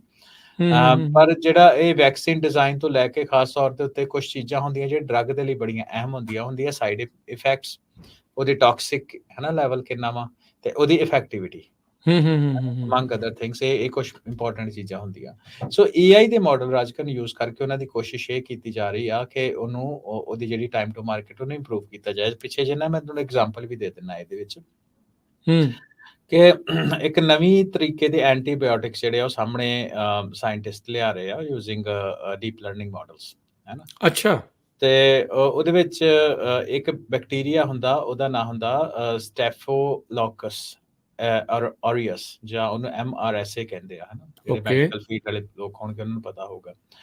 ਸੋ ਉਹ ਕੀ ਕਰ ਰਿਹਾ ਕਿ ਜਿਹੜਾ ਉਸ ਬੈਕਟੀਰੀਆ ਨੂੰ ਜਿਹੜੇ ਐਂਟੀਬਾਇਓਟਿਕਸ ਨੂੰ ਉਹ ਕਰਦਾ ਨਹੀਂ ਆ ਤੇ ਉਹਨੂੰ ਕਵਰ ਕਰਨ ਦੇ ਲਈ ਇੱਕ ਨਵੇਂ ਤਰੀਕੇ ਦਾ ਐਂਟੀਬਾਇਓਟਿਕਸ ਜਿਹੜੇ ਉਹ ਸਾਹਮਣੇ ਲੈ ਰਹੇ ਆ ਹਨਾ। ਤੇ ਸੋ ਕਿਉਂ ਇਹ ਇਸ ਲਈ ਵੀ ਕਿਉਂਕਿ ਇੰਪੋਰਟੈਂਟ ਸੀ ਕਿਉਂਕਿ ਇਹਦਾ ਜਿਹੜਾ ਸਾਈਡ ਇਫੈਕਟ ਸੀ ਰਾਜਕਰਨ ਉਹ ਇਹ ਸੀ ਕਿ ਉਹ severe to mild to severe skin infection ਹੋ ਸਕਦੀ ਹੈ ਤੇ ਜਿਹੜੇ ਲੋਕੀ ਜ਼ਿਆਦਾ ਸੈਂਸਿਟਿਵ ਆ ਉਹਨਾਂ ਦੀ ਪੋਟੈਂਸ਼ੀਅਲੀ ਲਾਈਫ ਥ੍ਰੈਟਨਿੰਗ ਵੀ ਹੋ ਸਕਦੀ ਹੈ, ਉਹਨਾਂ ਨੂੰ ਨਿਮੋਨੀਆ ਵਗੈਰਾ ਵੀ ਹੋ ਸਕਦਾ। ਪਰ AI ਦੇ ਮਾਡਲਸ ਆ ਉਹਨਾਂ ਨੇ ਉਹਦੇ ਉੱਤੇ ਇਹਦੇ ਉੱਤੇ ਜਿਹੜਾ ਆਲਰੇਡੀ ਵਰਕ ਹੋ ਰਿਹਾ ਕਾਫੀ ਜ਼ਿਆਦਾ। ਸੋ ਸਾਇੰਟਿਸਟ ਜਿਹੜੇ ਉਹਦੇ ਉੱਤੇ ਵਰਕ ਕਰ ਰਹੇ ਹੋ ਮੰਨ ਰਹੇ ਕਿ ਇਹ ਜਿਹੜੇ ਡੀਪ ਲਰਨਿੰਗ ਮਾਡਲਸ ਇਹਨੂੰ ਯੂਜ਼ ਕਰਕੇ ਆਪਾਂ ਇਹਦਾ ਸਿਗਨੀਫੀਕੈਂਟ ਜਿਹੜੇ ਇਹਦੇ ਇੰਪੈਕਟ ਹੈ ਇਹਨਾਂ ਨੂੰ ਟਾਈਮ ਟੂ ਮਾਰਕੀਟ ਜਿਹੜਾ ਇਸ ਐਂਟੀਬਾਇਓਟਿਕਸ ਦਾ ਉਹਨੂੰ ਅਰਲੀ ਲੈ ਆਵਾਂਗੇ। ਸੋ ਆਲਰੇਡੀ ਇਹਦੇ ਉੱਪਰ ਕੰਮ ਹੋ ਰਿਹਾ ਜੀ। ਜੀ ਜੀ ਬਿਲਕੁਲ। ਸੋ ਕਾਫੀ ਕੁਛ ਜਿਹੜਾ ਉਹ ਇਦਾਂ ਹੀ ਜਿਹੜਾ ਉਹ ਚੱਲੀ ਜਾ ਰਿਹਾ ਆ। ਇਹਦੇ ਵਿੱਚ ਜੇ ਆਪਾਂ ਅੱਗੇ ਗੱਲ ਕਰੀਏ ਵੀ AI ਚੈਟਬੋਟ ਤਾਂ ਹੁਣ ਚਲੋ ਕਾਫੀ ਚਿਰ ਦੀ ਆ, ਪਰ ਕੀ AI ਇਹਨਾਂ ਚੈਟਬੋਟਸ ਦੇ ਨਾਲ ਮੈਂਟਲ ਹੈਲਥ ਦੇ ਲਈ ਜਾਂ ਜਨਰਲ ਪੇਸ਼ੈਂਟ ਸਪੋਰਟ ਦੇ ਲਈ ਵੀ ਆ ਰਹੇ ਆ, ਉਹ ਵੀ ਮਦਦ ਕਰ ਰਹੇ? ਹਾਂਜੀ, ਸੋ COVID-19 ਦੇ ਦੌਰਾਨ ਰਾਜਕਰਨ ਅਸੀਂ ਇਹ ਦੇਖਿਆ ਕਿ ਜਿਹੜੇ ਚੈਟਬੋਟਸ ਆਲਮੋਸਟ ਹਰ ਇੱਕ ਇੰਡਸਟਰੀ ਵਿੱਚ ਆਪਾਂ ਸਾਹਮਣੇ ਵੇਖਿਆ ਹੈ ਨਾ ਆਏ ਆ ਕਿਉਂਕਿ ਹਿਊਮਨਸ ਦੀ ਇੰਟਰੈਕਸ਼ਨ ਘੱਟ ਤੇ ਇਹ ਚੈਟਬੋਟਸ ਨੂੰ ਉਹਨੇ ਐਕਸਲਰੇਟ ਕੀਤਾ ਹੈ ਨਾ। ਉਹਦੇ ਵਿੱਚ ਤੇ ਆਮ ਤੌਰ ਤੇ ਉੱਤੇ ਸ਼ੁਰੂਆਤ ਦੇ ਸਮੇਂ ਦੇ ਵਿੱਚ ਤੇ ਪੇਪਰ ਵਰਕ ਦੇ ਲਈ ਜ਼ਿਆਦਾ ਚੈਟਬੋਟ ਆਏ ਸੀ। ਤੁਸੀਂ ਅਪਾਇੰਟਮੈਂਟ ਲੈਣੀ ਆ ਜਾਂ ਤੁਸੀਂ ਅਪਾਇੰਟਮੈਂਟ ਸਕੈਜੂਲ ਕਰਨੀ ਆ ਜਾਂ ਤੁਸੀਂ ਬੇਸਿਕ ਜਿਹਨੂੰ FAQs ਫ੍ਰੀਕੁਐਂਟਲੀ ਆਸਕ ਕੁਐਸਚਨਸ ਹੁੰਦੇ ਆ ਉਹਦੀ ਆਨਸਰ ਚੈਟਬੋਟਸ ਵਗੈਰਾ ਦੇ ਸਕਦੇ ਸੀ। ਫਿਰ ਵੀ ਜਿਹੜਾ ਬੰਦੇ ਨੇ ਕੰਮ ਕਰਨਾ ਉਹ ਚੈਟਬੋਟ ਨੇ ਕਰ ਦਿੱਤਾ, ਥੋੜਾ ਹੈਲਪ ਹੋ ਜਾਂਦਾ। Over the period of time ਹੁਣ 3-4 ਸਾਲਾਂ ਦੇ ਵਿੱਚ ਹੋਰ ਇੰਨੇ ਐਡਵਾਂਸ ਹੋ ਗਿਆ ਕਿ ਜਿਹੜੇ ਚੈਟਬੋਟਸ ਆ ਉਹਦੀ ਮੈਂ ਇੱਕ ਐਗਜ਼ਾਮਪਲ ਵੀ ਆਪਣੇ ਸਰੋਤਿਆਂ ਦੇ ਲਈ ਲੈ ਲੈਣਾ ਕਿ ਇੱਕ ਵਾਇਸਾ ਕਰਕੇ ਟੂਲ ਆ ਉਹ ਰਾਜਕਨ ਇੰਨਾ ਵਾ ਕਿ ਉਹ ਤੁਹਾਨੂੰ ਲਿਸਨ ਕਰ ਸਕਦਾ। ਤੁਸੀਂ ਜਦ ਨਾਲ ਆਪਣੀ ਇਨਫੋਰਮੇਸ਼ਨ ਸ਼ੇਅਰ ਕਰੋਗੇ ਹੈ ਤੁਹਾਨੂੰ ਲਿਸਨ ਕਰੂਗਾ ਤੇ ਰਿਸਪੌਂਸ ਕਰੂਗਾ evidence based techniques to feel them better। For example ਕੋਈ ਕਹੇ ਵੀ ਮੈਂ ਵਧੀਆ ਫੀਲ ਨਹੀਂ ਕਰ ਰਿਹਾ, ਮੈਂ ਡਿਪਰੈਸਡ ਫੀਲ ਕਰ ਰਿਹਾ, ਜੋ ਵੀ ਆ ਤੇ ਉਹ ਤੁਹਾਨੂੰ ਤੁਹਾਡੀ ਸਾਰੀ ਇਨਫੋਰਮੇਸ਼ਨ ਦੇਖ ਕੇ ਕਿਉਂਕਿ ਜਨਰੇਟਿਵ ਆ ਤੇ ਉਹਨੇ ਤੁਹਾਨੂੰ ਦੱਸ ਦੇਣਾ ਕੁਛ ਇੱਦਾਂ ਦੇ ਟੈਕਨੀਕਸ ਤੁਹਾਨੂੰ ਦੱਸੇਗਾ ਜਾਂ ਇਨਫੋਰਮੇਸ਼ਨ ਦੇਗਾ ਜਿਸ ਨਾਲ ਤੁਸੀਂ ਇਮੀਡੀਏਟਲੀ ਫੀਲ ਬੈਟਰ ਕਰੋਗੇ ਤੇ ਜਿਹੜੀ ਮੈਂਟਲ ਰੈਸਿਲੀਅੰਸ ਮਾਨਸਿਕ ਤੌਰ ਤੇ ਤਗੜੇ ਹੋਣ ਦੀ ਤੁਹਾਡੀ ਉਹ ਹੈਲਪ ਕਰੇਗਾ। ਸੋ ਇੱਥੋਂ ਤੱਕ ਮੈਂ ਇੱਕ ਐਗਜ਼ਾਮਪਲ ਲਈ ਹੈ ਨਾ। ਸੋ ਇੱਥੋਂ ਤੁਸੀਂ ਇਹ ਹਿਸਾਬ ਲਾ ਸਕਦੇ ਹੋ ਕਿ ਮੈਂਟਲ ਹੈਲਥ ਦੇ ਇਸ਼ੂਜ਼ ਦੇ ਵਿੱਚ ਵੀ ਜਿਹੜੇ ਆਰਟੀਫਿਸ਼ੀਅਲ ਇੰਟੈਲੀਜੈਂਸ ਆ ਉਹ ਡੇਟਾ ਕਲੈਕਟ ਕਰਕੇ ਜਿਹੜੇ ਪੇਸ਼ੈਂਟਸ ਆ ਉਹਨਾਂ ਦੀ ਕਿਹੜੇ ਤਰੀਕੇ ਦੇ ਨਾਲ ਹੈਲਪ ਕਰ ਸਕਦੇ ਆ। ਸੋ ਇਹ ਜਿਹੜੀ ਕੁਛ ਚੀਜ਼ਾਂ ਹੈਗੀਆਂ ਚੈਟਬੋਟਸ ਦੇ ਨਾਲ ਰਿਲੇਟਡ ਹੈ ਨਾ, ਮੈਂਟਲ ਹੈਲਥ ਇੱਕ ਬੜਾ ਕੰਪਲਿਕੇਟਡ ਇਸ਼ੂ ਹੁੰਦਾ, ਪਰ ਉਹਦੇ ਵਿੱਚ ਵੀ ਕਿਉਂਕਿ ਕੰਪਲਿਕੇਟਡ ਇਸ਼ੂ ਹੁੰਦਾ, ਇਹਦੀ ਜਿਹੜੀ ਹੈਲਪ ਹੋਰ ਵੀ ਕੰਪਲਿਕੇਟਡ ਹੁੰਦੀ ਆ, ਬਟ ਉਹਦੇ ਤੁਸੀਂ ਇਹ ਹਿਸਾਬ ਲਓ ਕਿ ਮੈਂਟਲ ਹੈਲਥ ਦੇ ਚੈਟਬੋਟਸ ਹੋਣੇ ਇਸ ਚੀਜ਼ ਨੂੰ ਸਿਗਨੀਫਾਈ ਕਰਦੇ ਕਿ ਆਰਟੀਫਿਸ਼ੀਅਲ ਇੰਟੈਲੀਜੈਂਸ ਦੀ ਜਿਹੜੀ ਜੜ੍ਹਾਂ ਉਹ ਕਿੰਨੀਆਂ ਡੂੰਘੀਆਂ ਆਲਰੇਡੀ ਜਾ ਚੁੱਕੀਆਂ। ਠੀਕ ਹੈ। ਨਹੀਂ, ਇੱਕ ਚੀਜ਼ ਹੈ, ਆਈ ਥਿੰਕ ਪਰਸਨਲੀ ਆ ਮੇਰਾ, ਇਹ ਨਥਿੰਗ ਬੈਡ ਟੂ AI। ਹਾਂਜੀ। ਜਦੋਂ ਕਿਤੇ ਆਪਾਂ ਵੀਡੀਓ ਦੇ ਵੀ ਡਾਕਟਰ ਨਾਲ ਵੀ ਗੱਲ ਕਰਦੇ, ਮਜ਼ਾ ਨਹੀਂ ਆਉਂਦਾ ਕਿ ਚੈਟਬੋਟ ਦੇ ਨਾਲ ਕਰਕੇ ਇੱਕ ਹਿਊਮਨ ਟੈਂਡੈਂਸੀ ਹੈ ਨਾ, ਵੀ ਡਾਕਟਰ ਦੇ ਮੂੰਹੋਂ ਸੁਣਨਾ ਜਾਂ ਇਨਸਾਨ ਦੇ ਮੂੰਹੋਂ ਹੀ ਜਿਹੜਾ ਸੁਣਨਾ ਹੋਵੇ। ਹਾਂ, ਇਵੈਂਚੁਅਲੀ ਮੇ ਬੀ ਉਹਦੇ ਵਿੱਚ ਹੋਵੇ, ਪਰ ਮੈਨੂੰ ਨਹੀਂ ਲੱਗਦਾ ਰਾਈਟ ਨਾਓ। ਮੈਂ ਆਪਣੇ ਪਰਸਨਲ ਵਿਊ ਦੀ ਜਿਹੜੀ ਉਹ ਗੱਲ ਕਰ ਰਿਹਾ, ਵੀ ਉਹ ਇੱਦਾਂ ਲੱਗ ਰਿਹਾ ਵੀ ਅਜੇ ਥੋੜ੍ਹਾ ਜਿਹਾ ਇਸ ਨੂੰ ਲੋਕ ਅਪਣਾਉਣ ਦੇ ਵਿੱਚ ਥੋੜ੍ਹਾ ਜਿਹਾ ਟਾਈਮ ਲਾ ਸਕਦੇ ਆ। ਹਾਂ, ਜਿੱਥੇ ਕੋਈ ਅਵੇਲੇਬਲ ਹੀ ਨਹੀਂ ਹੈ ਜਦੋਂ ਕਿਤੇ ਇਹ ਹੋਰ ਗੱਲ ਕਰਨ ਦੇ ਲਈ, ਫਿਰ ਉਹਨਾਂ ਥਾਵਾਂ ਦੇ ਉੱਤੇ ਡੈਫੀਨੇਟਲੀ ਕੁਛ ਨਾ ਕੁਛ ਜਿਹੜੀ ਇਸ ਦੀ ਮਦਦ ਆ ਉਹ ਲੋਕ ਲੈਣਗੇ। ਪਰ ਹਿਊਮਨ ਟੈਂਡੈਂਸੀ ਦੇ ਤੌਰ ਦੇ ਉੱਤੇ ਮੈਂ ਦੇਖਦਾ ਵੀ ਅਜੇ ਥੋੜ੍ਹਾ ਜਿਹਾ ਲੋਕ ਹਿਚਕਿਚਾਹਟ ਰੱਖਣਗੇ, ਵੀ ਅਜੇ ਕੰਪਿਊਟਰ ਤੋਂ ਸਲਾਹ ਘੱਟ ਲੈ ਕੇ ਤੇ ਡਾਕਟਰ ਕੋਲ ਸਿੱਧੀ ਜਿਹੜੀ ਉਹ ਹੋਵੇ। ਪਰ ਲਰਨ ਕਰ ਰਿਹਾ ਹੈ, ਅੱਗੇ ਵੱਧਦਾ ਜਾਊਗਾ ਇਹ ਹੌਲੀ। ਸੋ ਰਾਜਕਰ, ਤੁਸੀਂ ਗਲਤ ਨਹੀਂ ਹੋ, ਤੁਸੀਂ ਬਿਲਕੁਲ ਠੀਕ ਹੋ, ਪਰ ਇਹਦੇ ਵਿੱਚ ਮੈਂ ਨਾ ਇੱਕ ਫੈਕਟਰ ਲੈ ਆਉਣਾ। ਇਹ ਮੈਂ ਟ੍ਰੈਂਡ ਅਕ੍ਰੋਸ ਦ ਟੈਕਨੋਲੋਜੀ ਦੇਖਿਆ, ਕੱਲੇ ਹੈਲਥ ਕੇਅਰ ਅੱਜ ਵਾਲੇ ਚੈਟਬੋਟ ਦੇ ਇਸ਼ੂ ਵਿੱਚ ਨਹੀਂ, ਇਨ ਜਨਰਲ ਵੀ ਆਪਾਂ ਦੇਖ ਲੈਂਦੇ ਹਾਂ ਕਿ ਜਿਹੜੇ ਲੋਕੀ ਇਹ ਏਜ ਫੈਕਟਰ ਤੇ ਐਜੂਕੇਸ਼ਨ ਫੈਕਟਰ ਇਹਦੇ ਵਿੱਚ ਬਹੁਤ ਰੋਲ ਪਲੇ ਕਰਦਾ।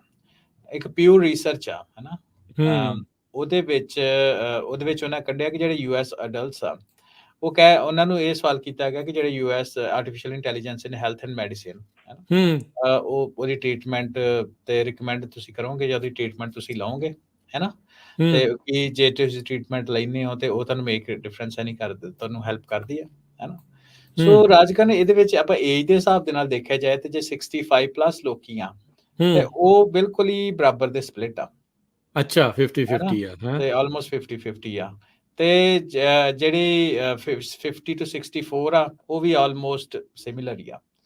ਜਦੋਂ ਆਪਾਂ ਏਜ ਥੋੜੀ ਥੱਲੇ ਆਈ ਜਾਂਦੇ ਆ, 30 ਤੋਂ ਲੈ ਕੇ 49, 30 ਤੋਂ ਲੈ ਕੇ 49 ਸਾਲ ਤੱਕ ਦੇ ਲੋਕਾਂ ਦੀ ਗੱਲ ਕਰਦੇ ਆ, ਤੇ ਜਿਹੜੇ 32% ਦੀ ਲੋਕ ਆ, ਉਹ ਕਹਿੰਦੇ ਆ ਕਿ ਨਹੀਂ ਜੀ, ਸਾਨੂੰ ਇਹ ਵਰਸ ਸਾਡੇ ਲਈ, ਜਦ ਕਿ 39% ਜਿਹੜੇ ਲੋਕ ਆ ਉਹ ਕਹਿੰਦੇ ਵੀ ਨਹੀਂ, ਬੈਨੀਫੀਸ਼ੀਅਲ ਆ। ਜਦੋਂ ਆਪਾਂ ਏਜ ਹੋਰ ਘੱਟ ਜਾਂਦੀ ਹੈ, 18 ਤੋਂ ਲੈ ਕੇ 29 ਆ ਜਾਂਦੀ ਆ, ਤੇ ਸਿਰਫ 29% ਦੀ ਲੋਕ ਆ ਜਿਹੜੇ ਕਹਿੰਦੇ ਵੀ ਨਹੀਂ ਚੰਗਾ, ਤੇ ਜਦ ਕਿ 44% ਜਿਹੜੇ ਲੋਕ ਆ, 44% ਉਹ ਲੋਕੀ ਕਹਿੰਦੇ ਵੀ ਨਹੀਂ, ਸਾਡੀ ਹੈਲਪ ਹੋਈ ਆ। ਸੋ ਇਹਦੇ ਵਿੱਚ ਰਾਜਕਰਨ ਇੱਕ ਏਜ ਫੈਕਟਰ ਵੀ ਆ ਨਾ, ਕਿਉਂਕਿ ਜਿਹੜੀ ਸਾਡੀ ਜਨਰੇਸ਼ਨ ਵੀ ਆ ਨਾ, ਮੈਨੂੰ ਇਹ ਲੱਗਦਾ ਕਿ ਆਪਾਂ ਨੇ ਦੋਨੋਂ ਚੀਜ਼ਾਂ ਦੇਖੀਆਂ ਹੋਈਆਂ, ਤੇ ਆਪਾਂ ਸੋ ਯੂਜ਼ਡ ਟੂ, ਜਿਹੜੇ ਆਪਣੇ ਜ਼ਿੰਦਗੀ ਦੇ 2-3 ਦਹਾਕੇ ਆ, ਅਸੀਂ ਡਾਕਟਰਸ ਦੇ ਨਾਲ ਗੱਲਬਾਤ ਕਰਕੇ ਫਿਜ਼ੀਕਲ ਉਹਨਾਂ ਦੇ ਨਾਲ, ਹਨਾ, ਆਪਾਂ ਉਹ ਸਿਸਟਮ ਦੇ ਯੂਜ਼ ਟੂ ਆ। ਸੋ ਸਾਡੇ ਲਈ ਇੱਕ ਸਵਿਚ ਕਰਨਾ ਵੀ ਨਵੀਂ ਟੈਕਨੋਲੋਜੀ ਨੂੰ ਥੋੜਾ ਜਿਹਾ ਔਖਾ ਹੁੰਦਾ, ਵਰਸੇ ਜਿਹੜੀ ਨਿਊ ਜਨਰੇਸ਼ਨ ਆ ਰਹੀ, ਜਿੰਨਾ ਸ਼ੁਰੂਆਤ ਹੀ ਰੋਬੋਟਿਕ ਜਾਂ ਚੈਟਬੋਟਸ ਦੇ ਨਾਲ ਕਰਨੀ ਆ, ਉਹ ਮੱਚ ਮੋਰ ਕੰਫਰਟੇਬਲ ਹੋਣਗੇ। ਅੱਜ ਦੇ ਨਿਆਣੇ ਨੂੰ ਕੋਈ ਸਕਰੀਨ ਵਾਲੀ ਚੀਜ਼ ਦਿਖਾਓ, ਸਾਈਡ ਤੇ ਬਟਨ, ਉਹ ਬਟਨ ਨਹੀਂ ਨੱਪਣਗੇ, ਸਕਰੀਨ ਤੇ ਟੱਚ ਕਰਨਗੇ। ਸੋ ਉਹ ਚੀਜ਼ਾਂ ਚੇਂਜ ਹੋ ਰਹੀਆਂ, ਉਹ ਮੈਂਟੈਲਿਟੀ ਜਿਹੜੀ ਉਸ ਹਿਸਾਬ ਨਾਲ ਬਿਲਡ ਹੋ ਰਹੀ ਆ। ਦੂਸਰੀ ਚੀਜ਼ ਰਾਜਕਰਨ, ਇੱਕ ਫੀਅਰ ਆਫ ਅਨਨੋਨ ਵੀ ਹੁੰਦਾ। ਸੋ ਐਜੂਕੇਸ਼ਨ ਦੀ ਆਪਾਂ ਥੋੜੀ ਗੱਲ ਕਰ ਲੈਂਦੇ ਕਿ ਜਿਹੜੇ ਉਹ ਸਰਵੇ ਵਿੱਚ ਇਹ ਵੀ ਰਨ ਕੀਤਾ ਗਿਆ ਕਿ ਜਿਹੜੇ ਹਾਈ ਸਕੂਲ ਜਾਂ ਉਹ ਤੋਂ ਘੱਟ ਲੋਕੀ ਪੜ੍ਹੇ ਆ, ਸੋ ਉਹ ਸਿਰਫ 31% ਦੀ ਲੋਕ ਕਹਿਣਗੇ ਵੀ ਨਹੀਂ, ਅਸੀਂ ਬੈਟਰ ਫੀਲ ਕੀਤਾ। ਜਿਹੜੇ ਕਾਲਜ ਵਾਲੇ ਉਹ 35%, ਜਿਹੜੇ ਕਾਲਜ ਗ੍ਰੈਡ ਆ ਉਹ 42%, ਤੇ ਜਿਹੜੇ ਪੋਸਟ ਗ੍ਰੈਜੂਏਟ ਲੋਕ ਆ ਤਕਰੀਬਨ 50% ਲੋਕ ਇਹੋ ਜਿਹੇ ਕਹਿੰਦੇ ਜਿਹੜੀ ਆਰਟੀਫਿਸ਼ੀਅਲ ਇੰਟੈਲੀਜੈਂਸ ਨੇ ਸਾਨੂੰ ਹੈਲਪ ਕਰ ਰਿਹਾ, ਜਸਟ ਫੀਲ ਬੈਟਰ ਕਰਦੇ ਆ, ਜਾਂ ਅਸੀਂ ਇਹਦੇ ਉੱਤੇ ਟਰਸਟ ਕਰਦੇ। ਠੀਕ ਹੈ। ਐਨਵੀਡੀਆ ਖਬਰਾਂ 'ਚ ਹੀ ਰਹਿੰਦੀ ਆ, ਕਦੀ ਸਟਾਕ ਚੜ੍ਹ ਗਿਆ, ਕਦੀ ਘਟ ਗਿਆ। ਲੋਕੀ ਦੱਸਦੇ ਸੀਗੇ ਵੀ ਜੇ ਤੁਸੀਂ 10 ਸਾਲ ਪਹਿਲਾਂ ਉੱਥੇ ਜੋਬ ਲਈ ਹੁੰਦੀ ਤੇ ਇੰਨੇ ਪੈਸੇ ਉਹਨਾਂ ਨੇ ਦਿੱਤੇ ਹੁੰਦੇ ਸਟਾਕ, ਤਾਂ ਅੱਜ ਤੁਸੀਂ ਮਿਲੀਅਨਰ ਹੋਣਾ ਸੀ। ਚਲੋ, ਉਹ ਤਾਂ ਵਕਤ ਲੰਘ ਗਿਆ, ਪਰ ਐਨਵੀਡੀਆ ਦੀਆਂ ਜਿਹੜੀਆਂ AI ਦੀਆਂ ਚਿਪਸ ਆ, ਉਹ ਮਾਰਕੀਟ ਦੇ ਵਿੱਚ ਇਸ ਟਾਈਮ ਮੋਸਟ ਵਾਂਟਿਡ ਆ। ਕੋਈ ਵੀ ਕਹਿ ਲਓ ਵੀ ਸੈਮੀਕੰਡਕਟਰ ਕੰਪਨੀ ਜਿਹੜੀ AI ਚਿਪਸ ਬਣਾ ਰਹੀ ਆ, ਉਹਨਾਂ ਦੀ ਬਹੁਤ ਡਿਮਾਂਡ ਆ। ਐਨਵੀਡੀਆ AI ਨਰਸਿਸ ਨੂੰ ਪਾਵਰ ਕਰ ਰਹੀ ਆ, ਕਿੱਦਾਂ ਇਹ ਹੋ ਰਿਹਾ ਹੈ? ਕੋਈ ਇਹ ਮਸ਼ੀਨ ਬਣਾ ਰਹੇ ਆ, ਇਹਨਾਂ ਦਾ ਵੀ ਇਹ ਖੁਦ ਦਾ ਟੂਲ ਆ, ਜਾਂ ਚਿਪਸ ਦੇ ਤੌਰ ਦੇ ਉੱਤੇ ਇਹਨਾਂ ਦੀ ਕੰਪਿਊਟੇਸ਼ਨ ਪਾਵਰ ਬੈਟਰ? ਹਾਂਜੀ। ਸੋ ਜਿਹੜੇ ਜਿਹੜਾ NVIDIA ਤੁਹਾਨੂੰ ਜਿੱਦਾਂ ਤੁਸੀਂ ਦੱਸਿਆ ਕਿ ਅੱਜ ਕੱਲ੍ਹ ਇਹਦਾ ਸਟਾਕ ਕਾਫੀ ਉੱਪਰ, ਉਹਦੇ ਕੋਲ ਕਾਫੀ ਪੈਸੇ ਆ ਇਨਵੈਸਟ ਕਰਨ ਨੂੰ। ਸੋ ਜਿਹੜੀ ਛੋਟੀਆਂ ਸਟਾਰਟਅਪਸ ਆ ਉਹਦੇ ਉੱਤੇ ਇਨਵੈਸਟ ਕਰ ਰਹੇ ਆ। ਸੋ ਉਹਨਾਂ ਕੋਲੈਬੋਰੇਟ ਕੀਤਾ, ਇਨ ਅਦਰ ਵਰਡਸ ਕਹਿ ਲਓ ਕਿ ਫੰਡ ਕੀਤਾ ਹਿਪੋਕ੍ਰੇਟਿਕ AI। ਹੂੰ, ਹਿੱਪੋ ਵਰਡ ਤੋਂ ਹੁੰਦਾ। ਸੋ ਹਿਪੋਕ੍ਰੇਟਿਕ AI ਨੂੰ ਵਿੱਚ ਉਹਨਾਂ ਕੀਤਾ ਕਿ ਹੁਣ ਆਮ ਤੌਰ ਤੇ ਤਾਂ ਅੱਜ ਕੱਲ੍ਹ ਤੁਸੀਂ ਦੇਖੋ ਕਿ ਨਰਸਿਸ ਜਿਹੜੇ ਹੁੰਦੇ ਆ ਕਾਫੀ ਹਾਈਲੀ ਪੇਡ ਜੌਬਾਂ ਹਨ। ਹੂੰ, ਹੂੰ, ਅ, ਹੂੰ। ਜਿਹੜੀਆਂ ਕਿ $90 ਪਰ ਆਵਰ ਤੱਕ ਵੀ ਅਮਰੀਕਾ ਵਿੱਚ ਉਹਨਾਂ ਦੀ ਪੇ ਹੁੰਦੀ ਆ, ਡਿਪੈਂਡਿੰਗ ਅਪੋਨ ਯੂਰ ਐਕਸਪੀਰੀਅੰਸ। ਤੇ ਜਿਹੜੇ ਹਿਪੋਕ੍ਰੇਟਿਕ AI ਉਹਦਾ ਅੱਜ ਕੱਲ੍ਹ ਮਾਡਲ ਇਹ ਆ ਕਿ ਜਨਰੇਟਿਵ AI, ਜਿੱਦਾਂ ਆਪਾਂ ਪਹਿਲਾਂ ਗੱਲ ਕੀਤੀ ਸੀ ਚੈਟਬੋਟ ਦੀ, ਜਨਰੇਟਿਵ AI ਬੇਸਡ ਨਰਸਿਸ ਉਹ ਡਿਪਲੋਏ ਕਰ ਰਹੇ ਆ, ਜਿਹੜੀਆਂ ਜਿਨ੍ਹਾਂ ਦੀ ਜਿਹੜੀ ਕਾਸਟ ਹੋਏਗੀ ਤਕਰੀਬਨ $9 ਪਰ ਘੰਟੇ ਦੇ ਹਿਸਾਬ ਨਾਲ ਹੋਏਗੀ। ਠੀਕ ਹੈ। ਕਿੱਥੇ ਤੁਸੀਂ 90 ਲਾਓ, ਕਿੱਥੇ ਤੁਸੀਂ 9 ਲਾਓ, ਹੈਨਾ। ਹੂੰ, ਹੂੰ, ਹੂੰ, ਸੋ ਹੂੰ। ਇਹ AI artificial intelligence based agents ਹੋਣਗੇ, ਜਿਹੜੇ ਕਿ ਮੈਡੀਕਲ ਐਡਵਾਈਸ ਦੇਣਗੇ ਆਪਣੇ ਪੇਸ਼ੈਂਟਸ ਨੂੰ over video calls in real time. ਠੀਕ ਆ, ਤੁਸੀਂ ਠੀਕ ਜੇ ਹੈ। ਹੁਣ ਡਾਕਟਰ ਦੇ ਨਾਲ, ਤੁਹਾਨੂੰ ਡਾਕਟਰ ਦੀ ਸ਼ਕਲ ਦਿਖ ਰਹੀ ਆ, ਤੇ ਉਹ ਤੁਹਾਨੂੰ ਸ਼ਕਲ ਫਿਰ ਵੀ ਡਾਕਟਰ ਦੀ ਦਿਖੇਗੀ ਸਾਹਮਣੇ, ਹੈਨਾ। ਕਿਉਂਕਿ ਹੁਣ ਸਟੋਰਾਂ ਦੀ ਆਪਾਂ ਗੱਲ ਕਰਦੇ ਜਾਂ ਹੋਰ ਇਦਾਂ ਦੇ, ਹੈਨਾ। ਪਰ ਉਹ ਜਿਹੜਾ ਇੱਕ ਮਾਡਲ ਜਨਰੇਟ ਹੋਊਗਾ, ਮਾਡਲ ਬੇਸਡ ਹੋਊਗਾ, ਉਹ ਰੀਅਲ ਨਹੀਂ ਹੋਊਗਾ। ਠੀਕ ਹੈ। ਪਰ ਉਹਦੀ ਬੈਕ ਐਂਡ ਦੇ ਉੱਤੇ ਜਿਹੜੀ ਜਨਰੇਟਿਵ AI ਆ ਵੌਇਸ ਬੇਸਡ ਹੋਊਗੀ। ਸੋ ਉਹਦੇ ਵਿੱਚ ਕੀ ਆ ਕਿ ਜਿਹੜੇ ਪੇਸ਼ੈਂਟਸ ਆ, ਜਿੱਦਾਂ ਤੁਸੀਂ ਰੈਗੂਲਰ ਅਪਾਇੰਟਮੈਂਟਸ ਬਣਾਉਂਦੇ ਹੋ, ਨਰਸਿਸ ਦੇ ਨਾਲ ਤੁਹਾਡੀ ਅਪਾਇੰਟਮੈਂਟ ਬਣੇਗੀ, ਸਾਹਮਣੇ AI ਜਨਰੇਟਿਡ ਮਾਡਲ ਤੁਹਾਡੇ ਸਾਹਮਣੇ ਹੋਏਗਾ, ਤੁਸੀਂ ਉਹਨੂੰ ਕੋਈ ਸਵਾਲ ਪੁੱਛੋਗੇ, ਤੁਹਾਨੂੰ ਜਵਾਬ ਦੇਗਾ ਅੱਗੋਂ ਰੀਅਲ ਟਾਈਮ ਦੇ ਵਿੱਚ। ਸੋ ਇਹ ਦੀ ਕਾਸਟ ਨਰਸਿਸ ਦੀ, ਹਿਊਮਨ ਨਰਸਿਸ ਜਿਹੜੀ ਉਹਨਾਂ ਦੀ ਕਾਸਟ, ਜਿੱਦਾਂ ਪਹਿਲਾਂ ਦੱਸਿਆ ਕਿ $90, ਤੇ ਇਹ ਜਿਹੜੀ ਉਹ ਮਾਡਲਿੰਗ ਕਰ ਰਹੇ ਤਕਰੀਬਨ $9 ਪਰ ਆਵਰ ਦੇ ਹਿਸਾਬ ਨਾਲ ਹੋਏਗੀ। ਸੋ ਤੁਸੀਂ ਹਿਸਾਬ ਲਓ 90% ਡਿਕਰੀਜ਼ ਇਨ ਕਾਸਟ। ਸੋ ਬਿਜ਼ਨਸ ਕਿਉਂ ਨਹੀਂ ਜਾਣਗੇ ਇਸ ਪਾਸੇ। ਜੀ, ਬਿਲਕੁਲ। ਆਪਾਂ ਗਵਰਨਮੈਂਟ ਦੀ ਗੱਲ ਕੀਤੀ ਸੀ, ਗਵਰਨੈਂਸ ਦੀ ਗੱਲ ਕੀਤੀ ਸੀ। ਸਰਕਾਰ ਦਾ ਕੀ ਰੋਲ ਹੈ ਇਸ ਟਾਈਮ AI ਦਾ ਮੈਡੀਕਲ ਫੀਲਡ ਨੂੰ ਲੈ ਕੇ? ਉਹ ਖੁਸ਼ ਨੇ, ਥੋੜ੍ਹੇ ਜਿਹੇ ਦੂਰੋਂ ਸ਼ੱਕ ਨਾਲ ਦੇਖ ਰਹੇ ਆ, ਜਾਂ ਪੁਸ਼ ਕਰ ਰਹੇ ਆ ਵੀ AI ਜਿਹੜੀ ਉਹ ਮੈਡੀਕਲ ਫੀਲਡ ਦੇ ਵਿੱਚ ਵੱਧ ਆਵੇ? ਗਵਰਨਮੈਂਟ ਦਾ ਕੀ ਸਟੈਂਸ ਨਜ਼ਰ ਆ ਰਿਹਾ? ਹਾਂਜੀ, ਸੋ ਦਸੰਬਰ ਦੇ ਵਿੱਚ ਰਾਜਕਰਨ ਬਾਈਡਨ ਹੈਰਿਸ ਜਿਹੜੇ ਆਪਣੇ ਵਾਈਟ ਹਾਊਸ ਤੋਂ ਇੱਕ ਨੋਟ ਕੱਢਿਆ ਸੀ। ਉਹ ਕਹਿੰਦੇ ਕਿ AI ਕੋਲ, ਜਿੱਦਾਂ ਆਪਾਂ ਵਰਲਡ ਇਕਨੋਮਿਕ ਫੋਰਮ ਦੀ ਗੱਲ ਕੀਤੀ ਹੈ ਜਾਂ ਹੋਰ ਫੋਰਮਸ ਦੀ ਗੱਲ ਕਰਦੇ, ਉਹਦੇ ਵਿੱਚ ਕਹਿੰਦੇ ਕਿ ਉਹਦੇ ਕੋਲ ਟ੍ਰਮੈਂਡਸ ਪੋਟੈਂਸ਼ੀਅਲ ਹੈਗਾ AI ਨੂੰ ਆਰਟੀਫਿਸ਼ੀਅਲ ਇੰਟੈਲੀਜੈਂਸ ਦੇ ਵਿੱਚ ਹੈਲਥ ਕੇਅਰ ਨੂੰ ਟਰਾਂਸਫਾਰਮ ਕਰਨ ਦਾ, ਚੇਂਜ ਕਰਨ ਦਾ, ਹੈਨਾ। ਸੋ ਉਹਦੇ ਵਿੱਚ ਉਹਨਾਂ ਇੱਕ ਐਗਜ਼ੈਕਟਿਵ ਆਰਡਰ ਜਾਰੀ ਕੀਤਾ ਸੀ ਅਕਤੂਬਰ 30 ਦੇ ਵਿੱਚ, ਤੇ ਉਹਨਾਂ ਇਹ ਜਿੱਦਾਂ ਆਪਾਂ ਪਿੱਛੇ UK ਦੀ ਗੱਲ ਕੀਤੀ ਨਾ, ਸੋ ਇਸੇ ਤਰ੍ਹਾਂ ਉਹਨਾਂ ਕਿਹਾ ਵੀ ਆਪਾਂ development and use of AI technology, ਹੈ ਨਾ, ਯੂਜ਼ ਸੇਫਲੀ ਐਂਡ ਰਿਸਪੌਂਸਿਬਲੀ, ਇਹਨੂੰ ਆਪਾਂ ਕਿੱਦਾਂ ਉਹਦੇ ਵਿੱਚ ਕਰ ਸਕੀਏ, ਕਿਉਂਕਿ ਜਦੋਂ ਨਵੀਂ ਟੈਕਨੋਲੋਜੀ ਆਉਂਦੀ ਹੈ, ਆਫ ਕੋਰਸ ਉਹਦੇ ਗਾਰਡ ਰੇਲਸ ਵੀ ਆਪਾਂ ਨੂੰ ਚਾਹੀਦੇ ਆ ਤਾਂ ਕਿ ਉਹ ਅਬਿਊਜ਼ ਨਾ ਹੋ ਸਕਣ, ਹੈ ਨਾ। ਸੋ ਉਹ ਪਰ ਨਾਲ ਦੀ ਨਾਲ ਸੋ ਬੇਸਿਕਲੀ ਇਹ ਨਾ ਇੱਕ ਬੜਾ ਬੈਲੈਂਸਡ ਜਿਹੀ ਅਪਰੋਚ ਹੁੰਦੀ ਹੈ, ਵੀ ਇੰਨੇ ਕੁ ਵੀ ਗਾਰਡ ਰੇਲ ਨਾਲ ਆ ਜਾਣ ਕਿ ਇੰਡਸਟਰੀ ਦੀ ਜਿਹੜੀ ਅਪਰੋਚ ਆ, ਜਿਹੜੀ ਉਹ ਉਹਦੀ ਦੂਰ ਭੱਜਣ, ਡਿਵੈਲਪਮੈਂਟ, ਵੀ ਰੈਗੂਲੇਸ਼ਨਾਂ ਤੋਂ ਦੂਰ ਭੱਜਣ। ਹਾਂ, ਰੈਗੂਲੇਸ਼ਨ ਓਵਰ ਰੈਗੂਲੇਟ ਵੀ ਨਾ ਕਰਨ ਤਾਂ ਕਿ ਉਹਦੀ ਗਰੋਥ ਰੁਕ ਜੇ, ਪਰ ਇੰਨਾ ਵੀ ਡੀਰੈਗੂਲੇਟ ਨਾ ਕਰਨ ਕਿ ਉਹ ਜਿੱਦਾਂ ਸੋਸ਼ਲ ਮੀਡੀਆ ਵਾਂਗੂ ਮਾੜਾ ਇੰਪੈਕਟ ਪਏ, ਹੈਨਾ। ਸੋ ਉਹਦੇ ਵਿੱਚ ਰਾਜਕਰਨ ਉਹਨਾਂ ਕੀ ਕੀਤਾ ਕਿ ਕੁਛ ਇਹ ਜਿਹੜੀ ਡਿਪਾਰਟਮੈਂਟ DHHS ਕਹਿੰਦੇ ਆ ਉਹਨੂੰ, department of health and human services, ਉਹਨਾਂ ਨੇ ਐਗਜ਼ੈਕਟਿਵ ਆਰਡਰ ਦੇ ਨਾਲ ਲੀਡਿੰਗ AI ਕੰਪਨੀਜ਼ ਦੇ ਨਾਲ ਕੋਲੈਬੋਰੇਟ ਕੀਤਾ, ਹੈਨਾ। ਸੋ ਤਕਰੀਬਨ ਜਿਹੜੇ ਵੀ ਮੇਜਰ ਪਲੇਅਰ ਅਮਰੀਕਾ ਦੇ ਵਿੱਚ ਹੈਗੇ ਆ, ਤਕਰੀਬਨ 28 ਸਰਵਿਸ ਪ੍ਰੋਵਾਈਡਰ ਦੇ ਨਾਲ ਉਹਨਾਂ ਦੇ ਨਾਲ ਕੋਲੈਬੋਰੇਸ਼ਨ ਕੀਤੀ, ਜਿਹਦੇ ਵਿੱਚ ਅਲੀਨਾ ਹੈਲਥ ਆ, CVS ਹੈਲਥ ਹੋ ਗਈ, ਆਪਣੀ ਹੈਲਥ ਫਰਸਟ ਫਲੋਰੀਡਾ ਬੇਸਡ ਹੋ ਗਈ, ਹਿਊਸਟਨ ਮੈਥੋਡਿਸਟ ਹੋ ਗਈ, ਕੈਲੀਫੋਰਨੀਆ ਦੀ ਐਵੇਂ ਕਈ, university of southern California health ਹੋ ਗਈ, Sanford health, UC San Diego health, UC Davis health, ਹੈ ਨਾ, ਤਕਰੀਬਨ ਜੌਨ ਬੂਰ ਹੈਲਥ, ਤਕਰੀਬਨ 28 ਦੇ ਕਰੀਬ ਆਰਗੇਨਾਈਜੇਸ਼ਨਾਂ ਨੇ ਦੇ ਨਾਲ ਉਹਨਾਂ ਨੇ ਕੋਲੈਬੋਰੇਟ ਕੀਤਾ, ਤੇ ਉਹਨਾਂ ਤੋਂ ਇੱਕ ਕਮਿਟਮੈਂਟ ਲਈ ਵੀ ਆਪਾਂ AI ਨੂੰ ਯੂਜ਼ ਤਾਂ ਕਰਾਂਗੇ, ਇੱਕ ਫੈਬਸ ਕਰਕੇ FABES ਪ੍ਰਿੰਸੀਪਲ ਦੇ ਆਧਾਰ ਦੇ ਉੱਤੇ। ਹੁਣ ਫੈਬਸ ਕੀ ਆ? ਫੈਬਸ ਦਾ ਮਤਲਬ ਆ ਕਿ fair, appropriate, valid, effective and safe. ਠੀਕ ਆ। ਸੋ ਉਹਦੇ ਉੱਪਰ, ਉਸ ਪ੍ਰਿੰਸੀਪਲ ਦੇ ਉੱਤੇ ਸਾਰੇ ਜਿਹੜੀ ਗਵਰਨਮੈਂਟ ਦੀ ਕਹਿ ਲਓ ਕਿ ਇੱਕ ਛਤਰਛਾਇਆ ਦੇ ਨਾਲ ਸਾਰੇ ਜਣੇ ਕੋਲੈਬੋਰੇਟ ਹੋ ਕੇ ਇਸ ਦੇ ਉੱਪਰ ਕਰ ਰਹੇ ਆ, ਤਾਂ ਕਿ ਜਿਹੜੀ ਆਰਟੀਫਿਸ਼ੀਅਲ ਇੰਟੈਲੀਜੈਂਸ ਆ, ਅਸੀਂ ਅਮਰੀਕਾ ਦੀ ਗੱਲ ਕਰ ਰਹੇ ਹਾਂ, ਵੱਖ-ਵੱਖ ਦੇਸ਼ਾਂ ਦੀ ਵੱਖ-ਵੱਖ ਅਪਰੋਚ ਹੁੰਦੀ ਆ, ਤੇ ਉਹਦੇ ਵਿੱਚ ਉਹ ਸੋਲਿਊਸ਼ਨਸ ਤਾਂ ਜ਼ਰੂਰ ਡਿਵੈਲਪ ਕਰਨ ਕਿ ਜਿਹੜੀ ਹੈਲਥ ਐਕੁਇਟੀ ਆ ਸਾਰਿਆਂ ਤੱਕ ਉਹਨਾਂ ਨੂੰ ਪਹੁੰਚੀ ਜਾਏ।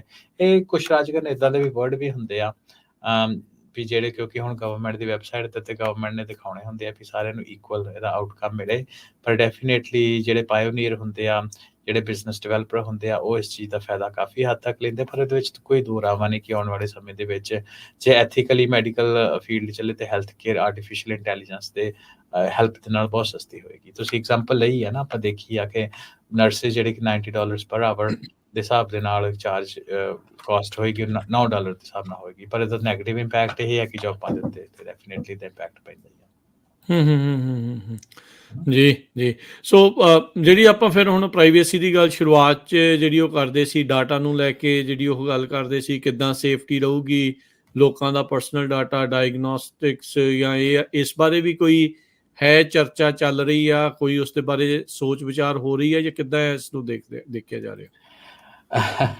ਸੋ ਰਾਜਕਰ, ਮੈਂ ਇਸ ਲਈ ਵੀ ਮੈਨੂੰ ਥੋੜਾ ਜਿਹਾ ਹਾਸਾ ਆਇਆ ਇਸ ਚੀਜ਼ ਦੇ ਉੱਪਰ ਕਿ ਚਲੋ ਗਵਰਨਮੈਂਟਸ ਤੇ ਜਿਹੜੀਆਂ ਉਹਨਾਂ ਤੇ ਆਪਣਾ ਕੰਮ ਕਰਨਾ ਹੀ, ਇਹਨਾਂ ਦੇ ਆਪਣੇ ਲਾਜ਼ ਹੁੰਦੇ ਹੀ ਆ, ਹਨਾ। ਅਜੇ ਕੁਛ ਹਫ਼ਤੇ ਪਹਿਲਾਂ ਹੀ ਜਿਹੜਾ ਚਲੋ ਚੈਟ GPT ਤਾਂ ਇੱਕ ਹੈਗਾ ਤੇ ਜਿਹੜਾ ਗੂਗਲ ਦਾ ਬਾਰਡ ਆ, ਉਹ ਕਾਫੀ ਖਬਰਾਂ ਦੇ ਵਿੱਚ ਰਹਿੰਦਾ ਹੈ। ਹੁਣ ਖਬਰਾਂ ਵਿੱਚ ਇਸ ਲਈ ਆਇਆ ਕਿ ਯੂਰਪ ਨੇ ਉਹਨੂੰ $270 ਮਿਲੀਅਨ ਦਾ ਫਾਈਨ ਕੀਤਾ, ਐਗਜ਼ੈਕਟਲੀ ਇਸੇ ਚੀਜ਼ ਦੇ ਲਈ ਕਿ ਜਿਸ ਤਰ੍ਹਾਂ ਉਹਨੇ ਨੇ ਆਪਣੇ AI ਨੂੰ ਟ੍ਰੇਨ ਕੀਤਾ, ਹੈ ਨਾ, ਤੇ ਉਹਦੇ ਵਿਚਕਾਰ ਡੇਟਾ ਦੀ ਜਿਹੜੀ ਯੂਜ਼ੇਜ ਆ ਉਹ ਹੋਈ।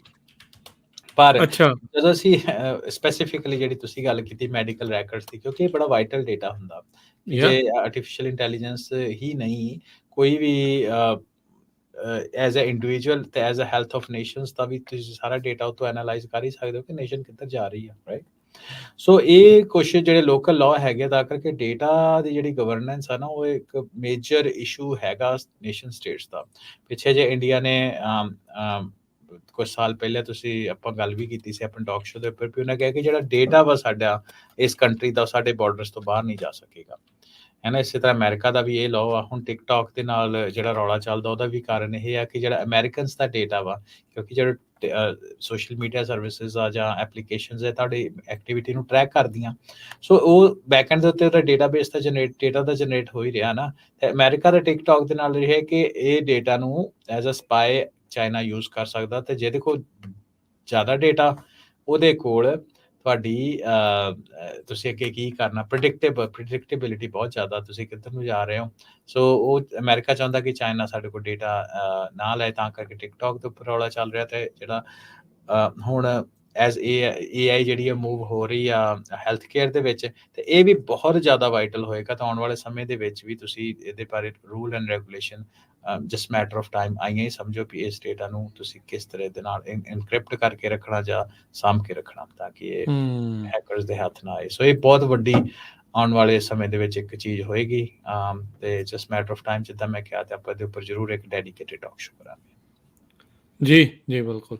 ਤੇ ਹਰਵਿੰਦਰ, ਧੰਨਵਾਦ, ਬੜੀ ਮਿਹਰਬਾਨੀ। ਮਿਲਦੇ ਹਾਂ ਆਪਾਂ ਅਗਲੀ ਵਾਰ। ਸਤਿ ਸ਼੍ਰੀ ਅਕਾਲ ਜੀ। ਸਤਿ ਸ਼੍ਰੀ ਅਕਾਲ।